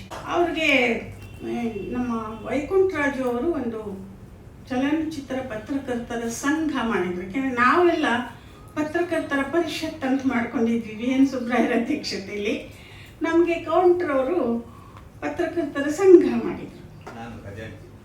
ನೀವು ನೋಡಿ ಅದನ್ನ ಮಾಡಿ KWJ ಅಂತ ಅಲ್ಲಿ ಇದರ ಹತ್ರ ಕಾವೇರಿ ಭವನ್ ಪಕ್ಕದಲ್ಲಿ ಅಲ್ಲಿ ಆಫೀಸಲ್ಲಿ ಲಂಕೇಶ್ವರಿಗೆ ಅವರು ಪತ್ರಕರ್ತರ ಸಂಘದಿಂದ ಒಂದು ಅವಾರ್ಡ್, ಅದು ಲಂಕೇಶ್ವರ ಪಲ್ಲವಿಗೆ ಕೊಟ್ಟರು. ವಿಮರ್ಶಕ ಪ್ರಶಸ್ತಿ ಅಂತ ಇಟ್ಕೊಂಡಿದ್ರು ಅವರು. ಅದಕ್ಕೆ ಆವತ್ತಿನ ದಿವಸ ಆ ಪ್ರಶಸ್ತಿಯನ್ನು ಕೊಡೋದಕ್ಕೆ ಕರೆದಿದ್ದು ಕಾರಂತರು ಲಂಕೇಶ್. ಹೇಗಿತ್ತು ಅಂದರೆ, ಆ ಪ್ರಶಸ್ತಿಯನ್ನು ಪಡೆದವರು ಈ ವರ್ಷ ಪಡೆದವರು ಮುಂದಿನ ವರ್ಷ ಪಡೆದವರಿಗೆ ಕೊಡೋದು ಆ ಥರ. ಹಾಗಾಗಿ ಹಿಂದಿನ ಒಂದು ಸಂದರ್ಭದಲ್ಲಿ ಚೋಮಂದುರ್ಗಿಗೆ ಅವರು ಪ್ರಶಸ್ತಿಯನ್ನು ತಗೊಂಡಿದ್ರು. ಆ ಸಭೆ ಅಂತೂ ಲಂಕೇಶ್ ಮತ್ತು ಕಾರಂತರು ಸೇರಿದ ಸಭೆ. ಕಾರಂತರು ಭಾಷಣ ಶುರು ಮಾಡಿದರು. ಅದು ಇದೆಲ್ಲ ನಡೆದ ಹಿನ್ನೆಲೆ ಇತ್ತು. ಅದಕ್ಕೆ ಲಂಕೇಶ ಒಬ್ಬ ನೀಚ ಅಂತ ಪದ ಬಳಸಿದ್ರು. ಇವು ದಕ್ಷಿಣ ಕನ್ನಡದ ಭಾಷೆಯಲ್ಲಿ ನೀಚಕ್ಕೆ ನಾವು ಕೊಡುವಷ್ಟು ಕ್ರೂರವಾದ ಅರ್ಥ ಇಲ್ಲ. ಪಾಪ ಕಾರಂತರು ಬೈಯಕ್ಕೆ ಬಳಸಿದ್ದಲ್ಲ ಅದು. ನಮಗೆ ಭಾಳ ಅದು ನೀಚ ಶಬ್ದ ಭಾಳ ದೊಡ್ಡ ಬೈಗಳ. ನಮಗೆ ಅದೇ ಸಡಗ್ರ. ನಾನು ಅದನ್ನೆಲ್ಲ ದಾಖಲೆ ಮಾಡಿಬಿಟ್ಟೆ ರೂಪತಾರದಲ್ಲಿ. ನಮ್ಗೆ ಅದೇ ಬೇಕು. ಇಂಥ ಅನೇಕ ಪ್ರಸಂಗಗಳು ಒಂದು ಮುಕ್ತದ ಹಿನ್ನೆಲೆಯಲ್ಲಿ ಇಷ್ಟು ದೂರ ನಡೆದು ಹೋಯ್ತು. ಅದು ಆಗಬಾರ್ದಿತ್ತು. ಮತ್ತು ಕಪ್ಪಣ್ಣ ಹೇಳ್ದಂಗೆ ಲಂಕೇಶು ಕಾರಂತರ ಅತ್ಯಂತ ಕಷ್ಟದ ಕಠಿಣವಾದ ಸಂದರ್ಭದಲ್ಲಿ ತುಂಬ ಒಳ್ಳೆಯ ಲೇಖನ ಬರೆದದ್ದು ನಿಜ. ಆತ ಎಷ್ಟು ಆಗದವ್ರ ಬಗ್ಗೆ ಎಷ್ಟು ಕೆಟ್ಟದಾಗಿ ವರ್ತಿಸ್ತಿದ್ರೋ, ಮನಸ್ಸು ಒಳಗಡೆ ಎಲ್ಲೋ ಒಂದು ಮೆದು ಇತ್ತು ಅಂತ ಅನಿಸುತ್ತೆ ಲಂಕೇಶ್ರಿಗೆ. ಅದು ನನ್ನ ಕೇಸಲ್ಲೂ ಆಗಿದೆ, ಬೇರೆಯವ್ರ ಕೇಸಲ್ಲೂ ಆಗಿದೆ, ನನ್ನ ಕೇಸಲ್ಲೂ ಆಗಿದೆ. ನಾನು ಅವರು ಆಸ್ಪತ್ರೆಯಲ್ಲಿ ಮಲಗಿದಾಗ ಒಂದು ಯಾವುದೋ ವಿಶ್ವಾಸದ ಮೇಲೆ ನನ್ನ ಇಬ್ಬರು ಮಕ್ಕಳನ್ನು ಕರ್ಕೊಂಡು ಒಂದು ಬೊಕ್ಕೆ ತೊಗೊಂಡು ಸ್ಪೀಡಿ ರಿಕವರಿ ಹೇಳಕ್ಕೆ ಹೋಗಿದ್ದೆ. ತಕ್ಷಣ ನಾನು ನೋಡಿದ ತಕ್ಷಣ ಇವ್ರು ಹುಡುಗರನ್ನ ಮಾತಾಡಿಸ್ಬಿಟ್ಟು, ನಾನು ನಿಂಗೆ ತುಂಬ ಅನ್ಯಾಯ ಮಾಡಿಬಿಟ್ಟೆ ಅಮ್ಮ ಅಂದರು. ಇರಲಿ ಬಿಡಿ, ಎಲ್ಲ ಒಳ್ಳೆಯದೇ ಆಗಿದೆ ಅಂತ ಹೇಳಿದೆ ಅವರು. ಅಂದರೆ ಆ ಥರದ ಒಂದು ಒಳಗಡೆ ಮನಸ್ಸು, ಹೆಣ್ಣು ಹೃದಯ ಅವರಿಗೆ ಇತ್ತು ಅಂತ ಅನಿಸುತ್ತೆ. CGK ಒಂದು, ನಾನು ಬರೀ ಘಟನೆಗಳು ಹೇಳ್ತಿದ್ದೀನಿ. CGK ಕಾರಂತರು ಹೀಗೆ ತುಂಬ ನೊಂದುಕೊಂಡ ದಿನಗಳಲ್ಲೇ ಒಂದು ಸನ್ಮಾನ ಮಾಡಬೇಕು ಕಾರಂತರಿಗೆ ಅಂಥೇಳಿ ಬೈಲೂರು ರಂಗಮಂದಿರದಲ್ಲಿ ಸನ್ಮಾನ ಆಯಿತು. ಅವತ್ತು ನಾನೇ ಅವ್ರ ಬಗ್ಗೆ ಮಾತಾಡಿದೆ. ನಂಗೆ ಚೆನ್ನಾಗಿ ನೆನಪಿದೆ. ಅವತ್ತು ನಾನು ಗಲಾಟೆನೂ ಮಾಡಿದೆ. ಹವ್ಯಾಸಿ ರಂಗಭೂಮಿಯವರು ಪ್ರಶಸ್ತಿಗಳನ್ನು ಕೇಳೋದಿಲ್ಲ. ಇವರು ನಾಟಕ ಮಾಡೋದು ಇದಿಷ್ಟರಲ್ಲೇ ಮುಗಿದೋಗ್ಬಿಡುತ್ತೆ.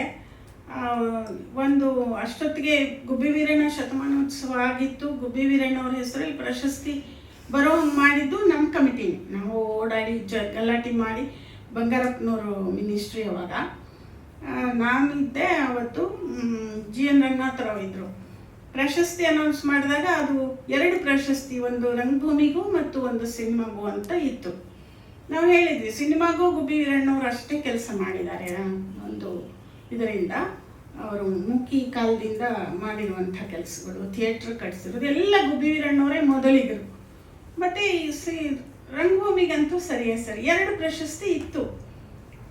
ರಾಜ್ಕುಮಾರ್ ಅವ್ರಿಗೆ ಮೊದಲು ಗುಬ್ಬಿ ವೀರಣ್ಣ ಪ್ರಶಸ್ತಿ ಬಂದಿತ್ತು.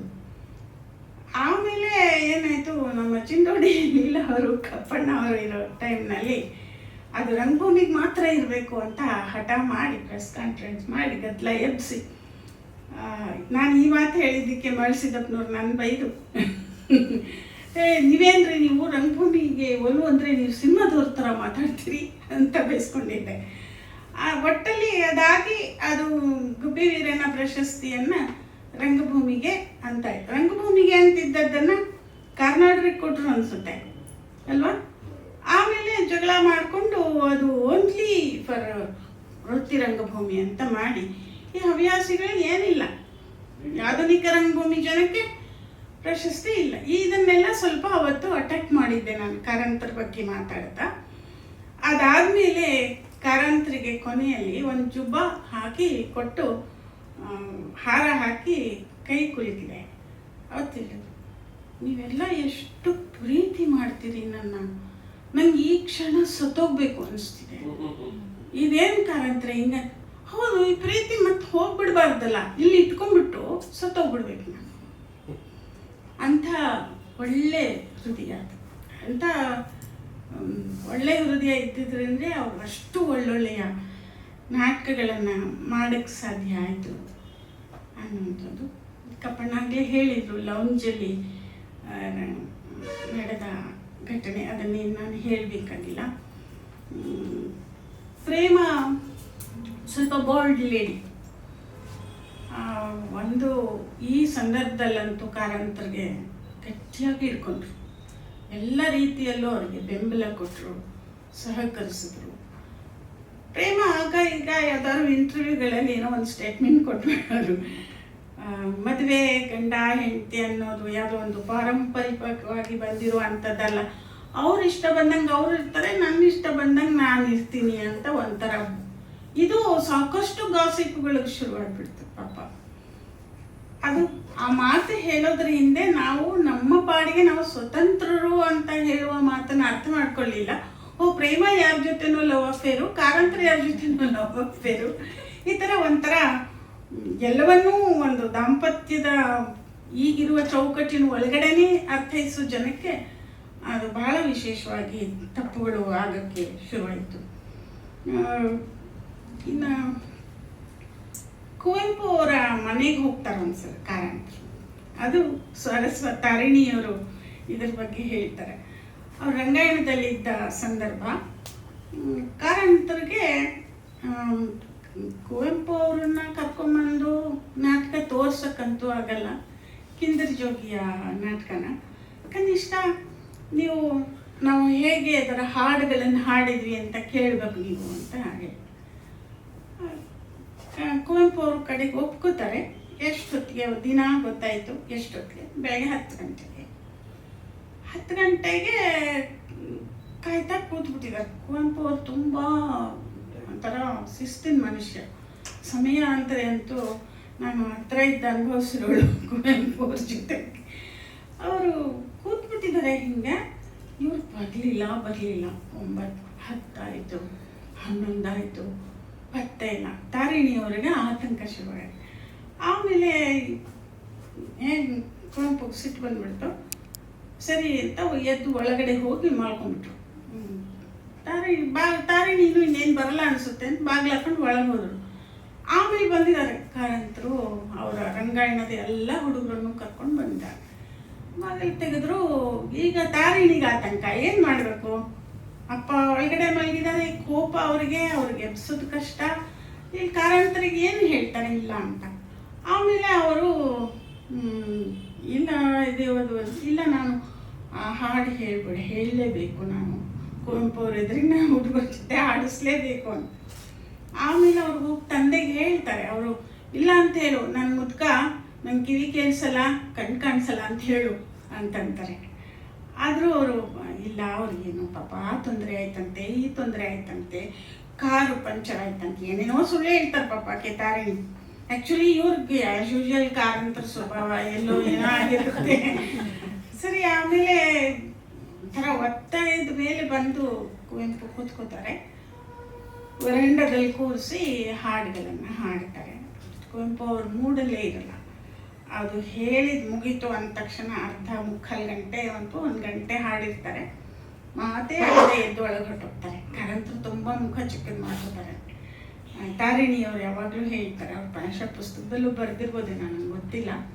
ತಾರಿಣಿ ಯಾವಾಗಲೂ ಕಾರಂತರ ವಿಷಯದಲ್ಲಿ ಇದನ್ನು ಹೇಳ್ತಾ ಇದ್ರು. ನಾನು ನಾಟಕದ ಬಗ್ಗೆ ಒಂದೆರಡು ಮಾತನ್ನು ಹೇಳಬೇಕು ಅನಿಸುತ್ತೆ. ನಾನು ಆಗಲೇ ಹೇಳಿದೆ, ಇಂಥ ವಾತಾವರಣ ಇದ್ದಾಗ ಕಾರಂತರು ಬಂದರು ಅಂತ. ಒಂದು ರೀತಿಯಲ್ಲಿ ರಂಗರಥ ಎಳೆದ್ರು ಅಂತ ಹೇಳಬೇಕು. ಒಂದು ಸ್ಟ್ಯಾಗ್ನೆಂಟ್ಸ್ ನಮಗೂ ಕೂಡ, ನಾವು ಬೀದಿ ನಾಟಕ ಮಾಡೋದ್ರ ಹಿಂದೆ ಕಾರಂತರೇ ಪ್ರೇರಣೆ. ಒಂದು ಬೇಂದ್ರೆ ಅವರಿಗೆ 4 ತಂತಿ, ಭಾಳ ಜನಕ್ಕೆ ಗೊತ್ತಿರಲ್ಲ ಇದು, 4 ತಂತಿಗೆ ಜ್ಞಾನಪೀಠ ಬಂತು. ಈ ತ್ಯಾಗರಾಜನಗರ ರಾಮ ಮಂದಿರ ಒಳಗಡೆ ಒಂದು ಸಭೆ, ಗೋಪಾಲಕೃಷ್ಣ ಅಡಿಗರು, ಕಾರಂತರು, ಸುಮತೀಂದ್ರನ್ ಅಡಿಗರು 3 ಜನ ಮಾತಾವತ್ತು. ನಾನು ಒಬ್ಬಳು ಹೋಗ್ಕೋತಿದ್ದೀನಿ. ಸುಮತೀಂದ್ರನ್ ಅಡಿಗರು ಆವಾಗ ಬೇಂದ್ರೇನು ಎದ್ವಾ ಬೈತಿದ್ರು. ಅದೇ ನಾನು ಆಗಲೇ ಹೇಳ್ದಂಗೆ, ಯಾರನ್ನು ತುಂಬ ಬೈತೀವೋ ಅವ್ರನ್ನ ಆರಾಧಿಸ್ತೀವಿ ಅನ್ನೋಂಗೆ. ಆಮೇಲೆ ಅವ್ರು PhD ಮಾಡಿದರು. ಸಿಕ್ಕಾಪಟ್ಟೆ ಬೈದ್ರು ಅವತ್ತು. ಅದು ಬಾಣಂತಿ ಸಾಬಾನ ಅದನ್ನೆಲ್ಲ ಕೋಟ್ ಮಾಡಿ ಬೈದರು. ಏನ್ರಿ ತುಳಿಯೋಕ್ಕಾಗತ್ತಾ ಹೆಂಗಸನ ಅಂತೆಲ್ಲ ಏನೇನೋ. ಅಡಿಗರು ಸಹಜವಾಗಿ ಅವ್ರಿಗೆ ಬೇಸರನೂ ಇತ್ತು, ಅವ್ರಿಗೆ ಬರಬೇಕಾಗಿತ್ತು, ಇಂಥವೆಲ್ಲ ಇರುತ್ತಲ್ಲ. ಅಡಿಗರು ಸ್ವಲ್ಪ ಬ್ಯಾಲೆನ್ಸ್ ಮಾಡಿ ಮಾತಾಡಿದರು. ಆವತ್ತು ಕಾರಂತರು ಬೇಂದ್ರೆನ ಕುರಿತು ಚೆನ್ನಾಗೂ ಮಾತಾಡಿದ್ರು. ಆಮೇಲೆ ಒಂದು ಮಾತು, ರಂಗಭೂಮಿ ಬಗ್ಗೆ ಅವ್ರು ಎಲ್ಲಿದ್ದರೂ ಮಾತಾಡೋರಲ್ವ, ಅವತ್ತು ಹೇಳಿದ ಒಂದು ಮಾತು, ರಂಗಭೂಮಿ ಕಲಾಕ್ಷೇತ್ರದ ಒಳಗಡೆ ಕೂತ್ಕೊಂಡ್ಬಿಟ್ಟಿದೆ, ಅದೇ ಪ್ರೇಕ್ಷಕರು ಬರ್ತಾರೆ. ಅವಾಗ ಆ ಮಾತಿದ್ದೇ ಇತ್ತು. ನಾವೇ ಎಷ್ಟೇ ಜನ ಇರ್ತಿದ್ವಿ, ಇವತ್ತು ಹೆಂಗೋ ಅವತ್ತು ನಾವೇ ಎಷ್ಟೇ ಜನ, ಅದೇ GKG ಇರೋರು ನಾವೇ ಒಂದಿಷ್ಟು ಜನ ಇರ್ತಿದ್ವಿ. ನಾಟಕ ನೋಡಕ್ಕೆ ರೆಗ್ಯುಲರ್ ನಾವು. ಅದೇ ಜನ ಬರ್ತಾರೆ. ಯಾರಿಗೆ ನಾವು ನಾಟಕ ಮಾಡ್ತಿದ್ದೀವೋ ಆ ಜನಸಾಮಾನ್ಯರಿಗೆ ಈ ನಾಟಕ ಎಟಕ್ತಿಲ್ಲ. ಕಲಾಕ್ಷೇತ್ರದ ಮೆಟ್ಲು ಗಾಜು ಈ ವೈಭವನ ದಾಟ್ಕೊಂಡು ಒಬ್ಬ ಕಳ್ಳೆಕಾಯಿ ಮಾರೋನು ಒಳಗಡೆ ಬರೋಕ್ಕಾಗಲ್ಲ. ಅದರಿಂದ ನಾಟಕನೇ ಜನರ ಹತ್ರ ಹೋಗಬೇಕು ಅನ್ನೋ ಮಾತು ಹೇಳಿದರು. ಅದು ನಮಗೆ ಒಳಗಡೆ ದೊಡ್ಡ ಪ್ರೇರಣೆ ಕಾಡಕ್ಕೆ ಶುರುವಾಗಿ ಬೀದಿ ನಾಟಕ ಶುರು ಮಾಡಿದ್ದು ನಾವು. ಹಾಗೆ ಯಾವ ಜನಸಾಮಾನ್ಯನ ಎದುರುಗಡೆ ನಾಟಕ ಮಾಡಬೇಕು ಅನ್ನುವಂಥ, ಅದು ಬಿಡಿ, ಬೀದಿ ನಾಟಕದ ಕಥೆ ನಾನು ಹೇಳಬೇಕಾಗಿಲ್ಲ. ಆಮೇಲೆ ಅವ್ರ ಕಾರಂತರಿಗಿದ್ದ ಆಸಕ್ತಿಗಳು, ಎಷ್ಟು ಆಸಕ್ತಿಗಳು ಅಂದರೆ, ನಾವು ಪಪೆಟ್ ಶೋ ಮಾಡ್ತಿದ್ದಾಗ ಕೂಡ ಅವ್ರ ಮನೆಗೆ ಬಂದರು. ನಾನು ಮಾನಿಷಾದ ಅದೆಲ್ಲ ಮಾಡಿದ್ವಲ್ಲ, ಅವಾಗ ಬಂದು ಬೊಂಬೆಗಳನ್ನು ನೋಡಿ ವಾಯ್ಸ್ ರೆಕಾರ್ಡ್ ಮಾಡಿದ್ವಿ. ಅದನ್ನೆಲ್ಲ ಕೇಳಿ ಕಾರ್ನಾಡರು ಕಾರಂತರೆಲ್ಲ ತುಂಬ ಇದು. ಆಮೇಲೆ ಅವರು ಬರೆದ ಕಾಗದಗಳು ಮೊನ್ನೆಯಲ್ಲೋ ನೋಡುವಾಗ ಸಿಕ್ತು ನನಗೆ. ಅವರು ಯಾರೋ ಕೃಷ್ಣ ಶರ್ಮಾ ಅಂತ NSDಯಲ್ಲಿ ಇದ್ದಂಥ ಒಬ್ಬ ಸ್ಪೆಷಲೈಸ್ಡ್ ಇನ್ ಪಪೆಟ್ಸ್, ಅವರನ್ನು ನಾನು ಕರ್ಕೊಂಬರ್ತೀನಿ, ನನ್ನ ಖರ್ಚಲ್ಲಿ ಕರ್ಕೊಂಬರ್ತೀನಿ. ಸಾಗರದಿಂದ ಬರೆದಿದ್ದಾರೆ, ಡೆಲ್ಲಿಯಿಂದಲೂ ಬರೆದಿದ್ದಾರೆ. ನನ್ನ ಖರ್ಚಲ್ಲಿ ಕರ್ಕೊಂಬರ್ತೀನಿ, ನೀವು ಎಲ್ಲ ವ್ಯವಸ್ಥೆ ಮಾಡಿ ಅಷ್ಟೇ. ನಾನು 1 ವಾರ ಅಥವಾ 10 ದಿವಸ ಒಂದು ವರ್ಕ್ಶಾಪ್ ಮಾಡೋಣ ಪಪೆಟ್ಸ್ ಬಗ್ಗೆ. ಅವರು ತುಂಬ ಇದು ಮಾಡ್ತಾರೆ. ನಮಗೆ ನಾನು ಒಬ್ಬಳೇ ಅಲ್ಲ ತೀರ್ಮಾನ ತಗೊಳ್ಳೋದಕ್ಕೆ, ಅದು ಒಂದು ಗುಂಪಿತ್ತು. ಎಲ್ರಿಗೂ ಕಾರಂತರು ಬಂದರೆ ಎಲ್ಲ ಬಾಚ್ಕೊಂಡ್ಬಿಡ್ತಾರೆ ಅನ್ನೋದು ಒಂದು ಇತ್ತವ. ಕಾರಂತರು ಬಂದರೆ ಇನ್ಯಾರು ಉಳಿತಾರೆ, ಎಲ್ಲ ಕಾರಂತಮಯ. ಆ ಹೊತ್ತಲ್ಲೇ ನಾನಾಗಲೇ ಹೇಳಿದೆ, ಪ್ರಸನ್ನ NSD ಹೋದ್ರು ಅಂತ. ಆವಾಗ ಬಂತು ನೋಡಿ ಒಂದು ದೊಡ್ಡ ಗುಂಪು. ಕಾರಂತ ಏನು ಮಾಡ್ತಾನೆ, ಅವನು ಬರೀ ಅಲ್ಕಾಜಿನ್ ಕಾಪಿ ಮಾಡ್ತಾನೆ, ಅವನಿಗೇನು ಬರುತ್ತೆ, ಅಲ್ಲಾಗಿರೋ ನಾಟಕ ತಂದಿಲ್ಲಿ ಅದಂಗೆ ಪ್ರತಿ ತೆಗಿತಾನೆ. ಹಿಂಗೆ ಶುರು ಮಾಡಿದರು. ಅಲ್ಲಿಂದ ಬಂದ ಒಂದು ಥರ ಶಸ್ತ್ರ, NSD ಅನ್ನುವ ಶಸ್ತ್ರ ಹಿಡ್ಕೊಂಡು ಬಂದರು ಒಂದಷ್ಟು ಜನ. ಬಂದವರೆಲ್ಲ NSD ಪದವೀಧರರು. ಯಾವಾಗ ರಂಗಭೂಮಿಯಲ್ಲಿ ನಾನು ಅದು ಮಾಡ್ತೀನಿ ಇದು ಮಾಡ್ತೀನಿ ಅಂತೇಳಿ ಕಾರಂತರನ್ನ ಬೇಕಂತಲೇ ಮಾರ್ಜಿನಲೈಸ್ ಮಾಡಿದರು. ಇದೆಲ್ಲ ವ್ಯವಸ್ಥಿತವಾದ ಒಂದು, ಅಂದರೆ ಕಾರಂತರ ಪ್ರಭಾವ ಎಷ್ಟಿತ್ತು ಅಂದರೆ ನಾಟಕಕಾರರು ಕೂಡ ನಾಟಕ ಬರೆದು ಮುಚ್ಚಿಟ್ಕೊಂಡ್ಬಿಡೋರು.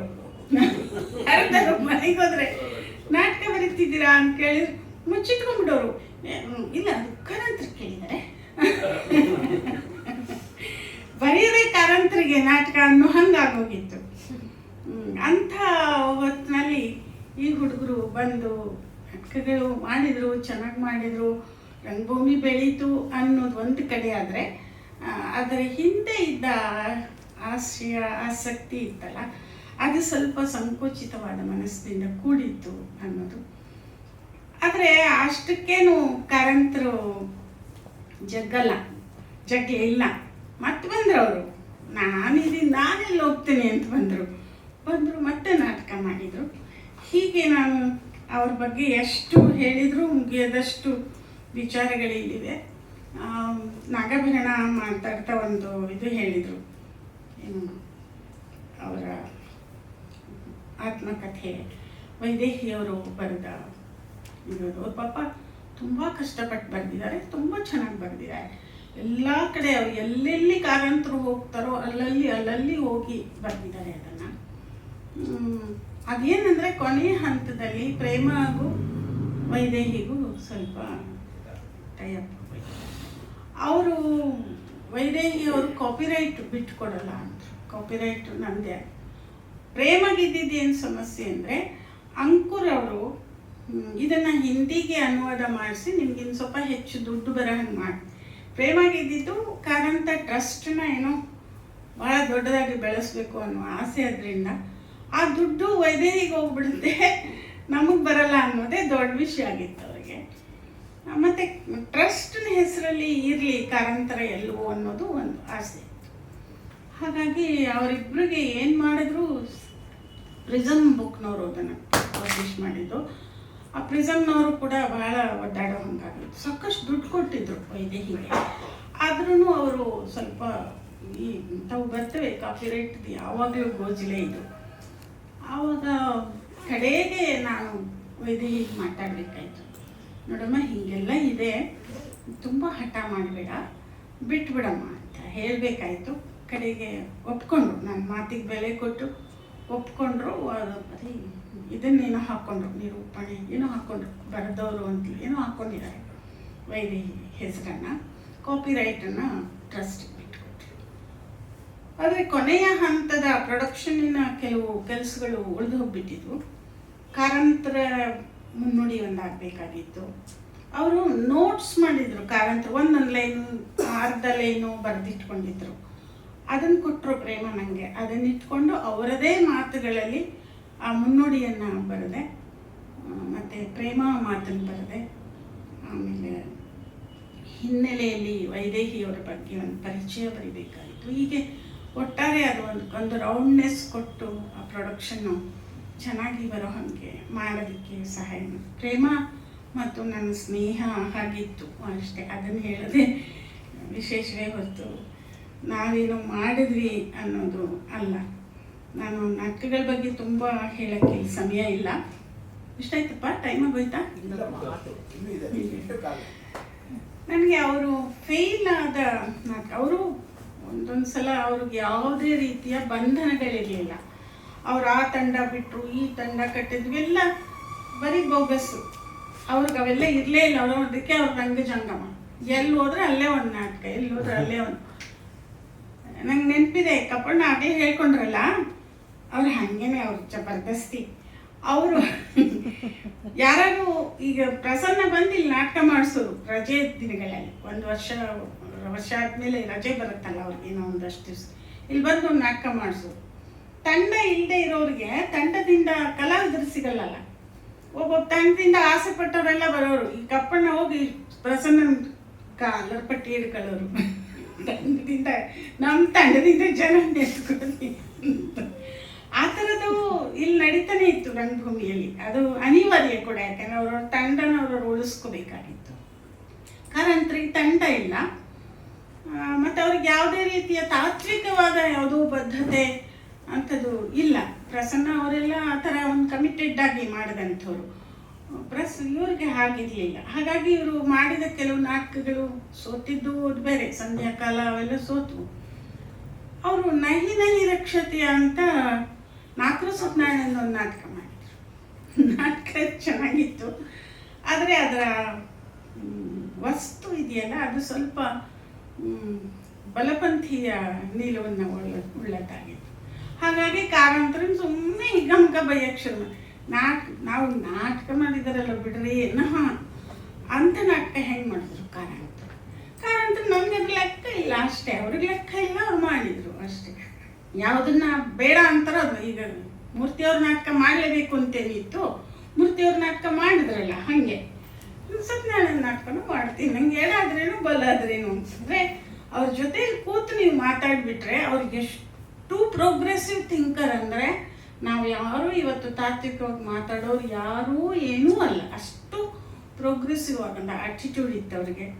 ಒಂದು ನಾಟಕಕ್ಕೆ ಒಂದು ಕಂಪ್ಲೀಟ್ ಎಂಡ್ ಬರೋದನ್ನ ಇಷ್ಟಪಡ್ತಿರ್ಲಿಲ್ಲ. ಅವ್ರು ಹೇಳೋರು ನಾಟಕ ಯಾವಾಗಲೂ ಕಂಪ್ಲೀಟಾಗಿ ಒಂದು ಕೊನೆ ತೋಡಲೇಬಾರ್ದು, ಅದು ಬಿಡಬೇಕು, ಪ್ರೇಕ್ಷಕ ಅದರ ಬಗ್ಗೆ ಯೋಚನೆ ಮಾಡಬೇಕು, ಇದು ಹೆಂಗೆ ಮುಕ್ತಾಯ ಆಗಿಬಿಟ್ರೆ ಅಂತ ತುಂಬ ಇದು ಮಾಡೋರು. ಆ ಥರದ್ದು ಅವ್ರು ಮಾಡಿದ ಒಂದು ಸೋತಿದೆ ಅಂತ ಸೋತ ಪಟ್ಟಿಯಲ್ಲಿರುವ ನಾಟಕ ಬರ್ನಂವನ. ಅವ್ರು ಬೇರೆ ಕಡೆ ಮಾಡಿದಾಗಲೂ ತುಂಬ ಚೆನ್ನಾಗಿ ಬಂದಿತ್ತಂತೆ.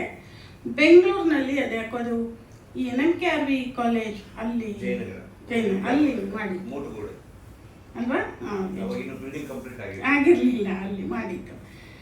ಅದು ತುಂಬ ಪ್ರಿಯವಾದ ನಾಟಕ ಮತ್ತು ಅವ್ರಿಗೆ ಪರ್ಸನಲ್ ಆಗಿ ತುಂಬ ತೃಪ್ತಿ ಕೊಡ್ತಿದ್ದಂಥ ನಾಟಕ ಬರ್ನಂವನ. ಮ್ಯಾಕ್ಬೆತ್ ಅನ್ನು ಒಂದು ರೀತಿಯಲ್ಲಿ ಭಾರತೀಯ ಪರಂಪರೆಯ ಶೈಲಿಗೆ ಹೊಂದಿಸಿದ್ದು ಅನ್ನುವಂಥ ಒಂದು ಮಾತು. ಅದರಲ್ಲಿ ಪ್ರವೇಶ ನಿರ್ಗಮನ ಇವಕ್ಕೆಲ್ಲ ಯಕ್ಷಗಾನದ ಫಾರ್ಮೆಟ್ ಬಳಸ್ಕೊಂಡಿದ್ರು. ಕೈಗಳ ಚಲನೆ ಕೂಡ ಬೇರೆ ಥರ ಇತ್ತು, ಆದರೆ ಭುಜ ಕುಣಿತ ಇರಲಿಲ್ಲ. ಯಕ್ಷಗಾನದಲ್ಲಿ ಬರುವ ಭುಜಗಳ ಕುಣಿತ ಇರಲಿಲ್ಲ ಅದರಲ್ಲಿ. ಚಂಡೆ ಮೊದಲೇ ಬಳಸಿದ್ರು. ಜಕ್ಕಿಣಿಯರ ಪ್ರವೇಶಕ್ಕೆ ಒಂಥರ ಒಂದು ಆಲಾಪ, ನಿಧಾನವಾಗಿ ಹಯವದಂದಲ್ಲಿ ಆ ಕಾಳಿಯ ಆಕಳಿಕೆ ಇದೆಯಲ್ಲ ಆ ತರಹದ ಒಂದು ಆಲಾಪ ಕೊಟ್ಟಿದ್ರು. ಅದು ಒಂಥರ ಒಂದು ಭಯದ ವಾತಾವರಣವನ್ನು ಸೃಷ್ಟಿ ಮಾಡುವ ಹಾಗೆ ಇತ್ತು. ಮ್ಯಾಕ್ಬೆತ್ ಮಾತಾಡುವಾಗೆಲ್ಲ ಮದ್ದಳೆನ ಕೊಡ್ತಾ ಇದ್ರು. ಆಮೇಲೆ ಹಿನ್ನೆಲೆಯಲ್ಲಿ ಒಂಥರ ಸ್ವರಗಳು, ಆ ಸ್ವರಗಳು ಹೆಂಗಿದ್ವು ಅಂದರೆ ಈ ಚೋಮಂದುಡಿಯಲ್ಲಿ ಲೇ ಲೇ ಲೇ ಅಂತ ಬರುತ್ತಲ್ಲ ಆ ತರಹದ ಒಂದು ಸ್ವರನ ಕೊಟ್ಟಿದ್ರು. ಅದರ ಚಲನೆಯಲ್ಲಿ ಕೂಡ ಒಂಥರ ಒಂದು ವಿಶಿಷ್ಟವಾದ ಚಲನೆ, ಒಂದು ಇದನ್ನು ಬಹಳ ಅಪರೂಪದ ಚಲನೆಯನ್ನು ಕೊಟ್ಟಿದ್ರು. ಮತ್ತು ಅರ್ಧ ಪರದೆಯ ಪ್ರಯೋಗ, ನಾವು ಯಾವಾಗಲೂ ಮಾತಾಡುವಾಗ ಪ್ರಸನ್ನ ಅರ್ಧ ಪರದೆ ತಂದರು ಅಂತ ನಾವು ಇತಿಹಾಸ ಮಾಡ್ತಿದ್ದೀವಿ. ಆದರೆ ಅರ್ಧ ಪರದೆಯ ಪ್ರಯೋಗ ಬರ್ನಂವನದಲ್ಲಿ ತಂದರು. ಅದಕ್ಕೆ ಮುಂಚೆನೂ ಈವನ್ ಹೈವದನದಲ್ಲೂ ಬರುತ್ತೆ ಅರ್ಧ ಪರದೆ ಅಂತಂದರು. ಆಮೇಲೆ ಈ ವನನೇ ಎದ್ದು ಬರೋ ಹಾಗೆ ಮಾಡಿದ್ದು, ಟೊಂಗೆಗಳನ್ನೇನು ತರಲಿಲ್ಲ ಅವರು, ಪೇಂಟ್ ಮಾಡಿದ ಇದನ್ನು ತಗೊಂಡ್ಬಂದರು. ವನನೇ ಎದ್ದು ಬರುವಂಥ ಒಂದು ದೃಶ್ಯ ಬರೋ ಹಾಗೆ ತುಂಬ ವಿಶಿಷ್ಟವಾದ ಪ್ರಯೋಗ ಆಗಿತ್ತು. ಅದು ಆ ಮ್ಯೂಸಿಕಲ್ಲೂ ಮತ್ತು ಎಲ್ಲ ರೀತಿಯ ಇದನ್ನು ತಗೊಂಡಿತ್ತು ಅನ್ನೋದು. ಮತ್ತು ನಟರಂಗಕ್ಕೆ ಅವ್ರು ಮಾಡಿಸಿದ ಚೆಗೆವರ, ಅದು ಕೂಡ ಇತಿಹಾಸದಲ್ಲಿ ಸೋತ ನಾಟಕ ಅಂತಾಗಿದೆ. ಆದರೆ ಸೋತ ನಾಟಕ ಅಂತ ನಾವು ಅಂದ್ಕೊಂಡಿಲ್ಲ. ಯಾಕಂದ್ರೆ ನಾನು ಆಗಲೇ ಹೇಳ್ದಂಗೆ ಮನಸ್ಸಲ್ಲಿ ಕೆಲವು ದೃಶ್ಯಗಳು ಅಚ್ಚೊತ್ತು ಬಿಟ್ರೆ ಅದು ಸೋತಿದ್ದು ಅಂತ ಹೇಳಕ್ಕೆ ಬರಲ್ಲ, ನಂಗಂತೂ ಬರಲ್ಲ. ಅದರಲ್ಲಿ ಎಷ್ಟು ಒಂದು 30 ಜನ ಸೈನಿಕರು ಒಟ್ಟಿಗೆ ಸ್ಟೇಜ್ ಮೇಲೆ ಬರುವಂಥದ್ದು ತುಂಬ ಅಪರೂಪದ ದೃಶ್ಯಗಳಿದ್ವು. ಆಮೇಲೆ ಏನು ಮಾಡಿದ್ರು ಅಂದರೆ ಕಾರಂತರು ವರ್ತಮಾನವನ್ನು ತರೋ ಪ್ರಯತ್ನ ಮಾಡಿ ಅಲ್ಲೊಂದು ಸ್ವಲ್ಪ ಜಾಸ್ತಿ ಮಾಡಿಬಿಟ್ರು. ಅದು ಸ್ವಲ್ಪ ಇದಾಯ್ತು. ಅವಾಗ ಈ ನಮ್ಮ ಬಸವಲಿಂಗಯ್ಯನವರ ಸಾಹಿತ್ಯದ ಬೂಸ ಪ್ರಕರಣ ನಡೆದಿತ್ತು.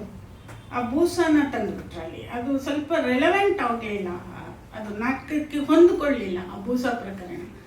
ಆಮೇಲೆ ಸೈನಿಕರು ಮೂತ್ರ ಮಾಡೋದು ಒಂದು ದೃಶ್ಯ ತಂದುಬಿಟ್ರು.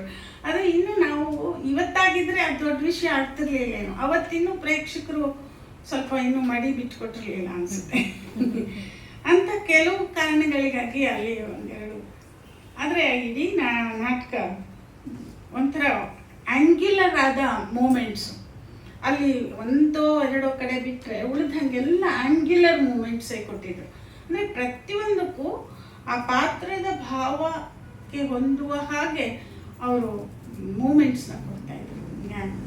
ಗೋಕುಲ್ ನಿರ್ಗಮನ ಅಂತೂ ಅದರಲ್ಲಿ ವಿಶಿಷ್ಟವಾದ ಪ್ರಯೋಗ. ನನಗದು ಯಾವಾಗಲೂ ಗೋಕುಲ್ ನಿರ್ಗಮನ ಬಗ್ಗೆ ಹೇಳೋಕ್ಕೆ ಭಾಳ ಸಂತೋಷ ಆಗ್ತಿರುತ್ತೆ.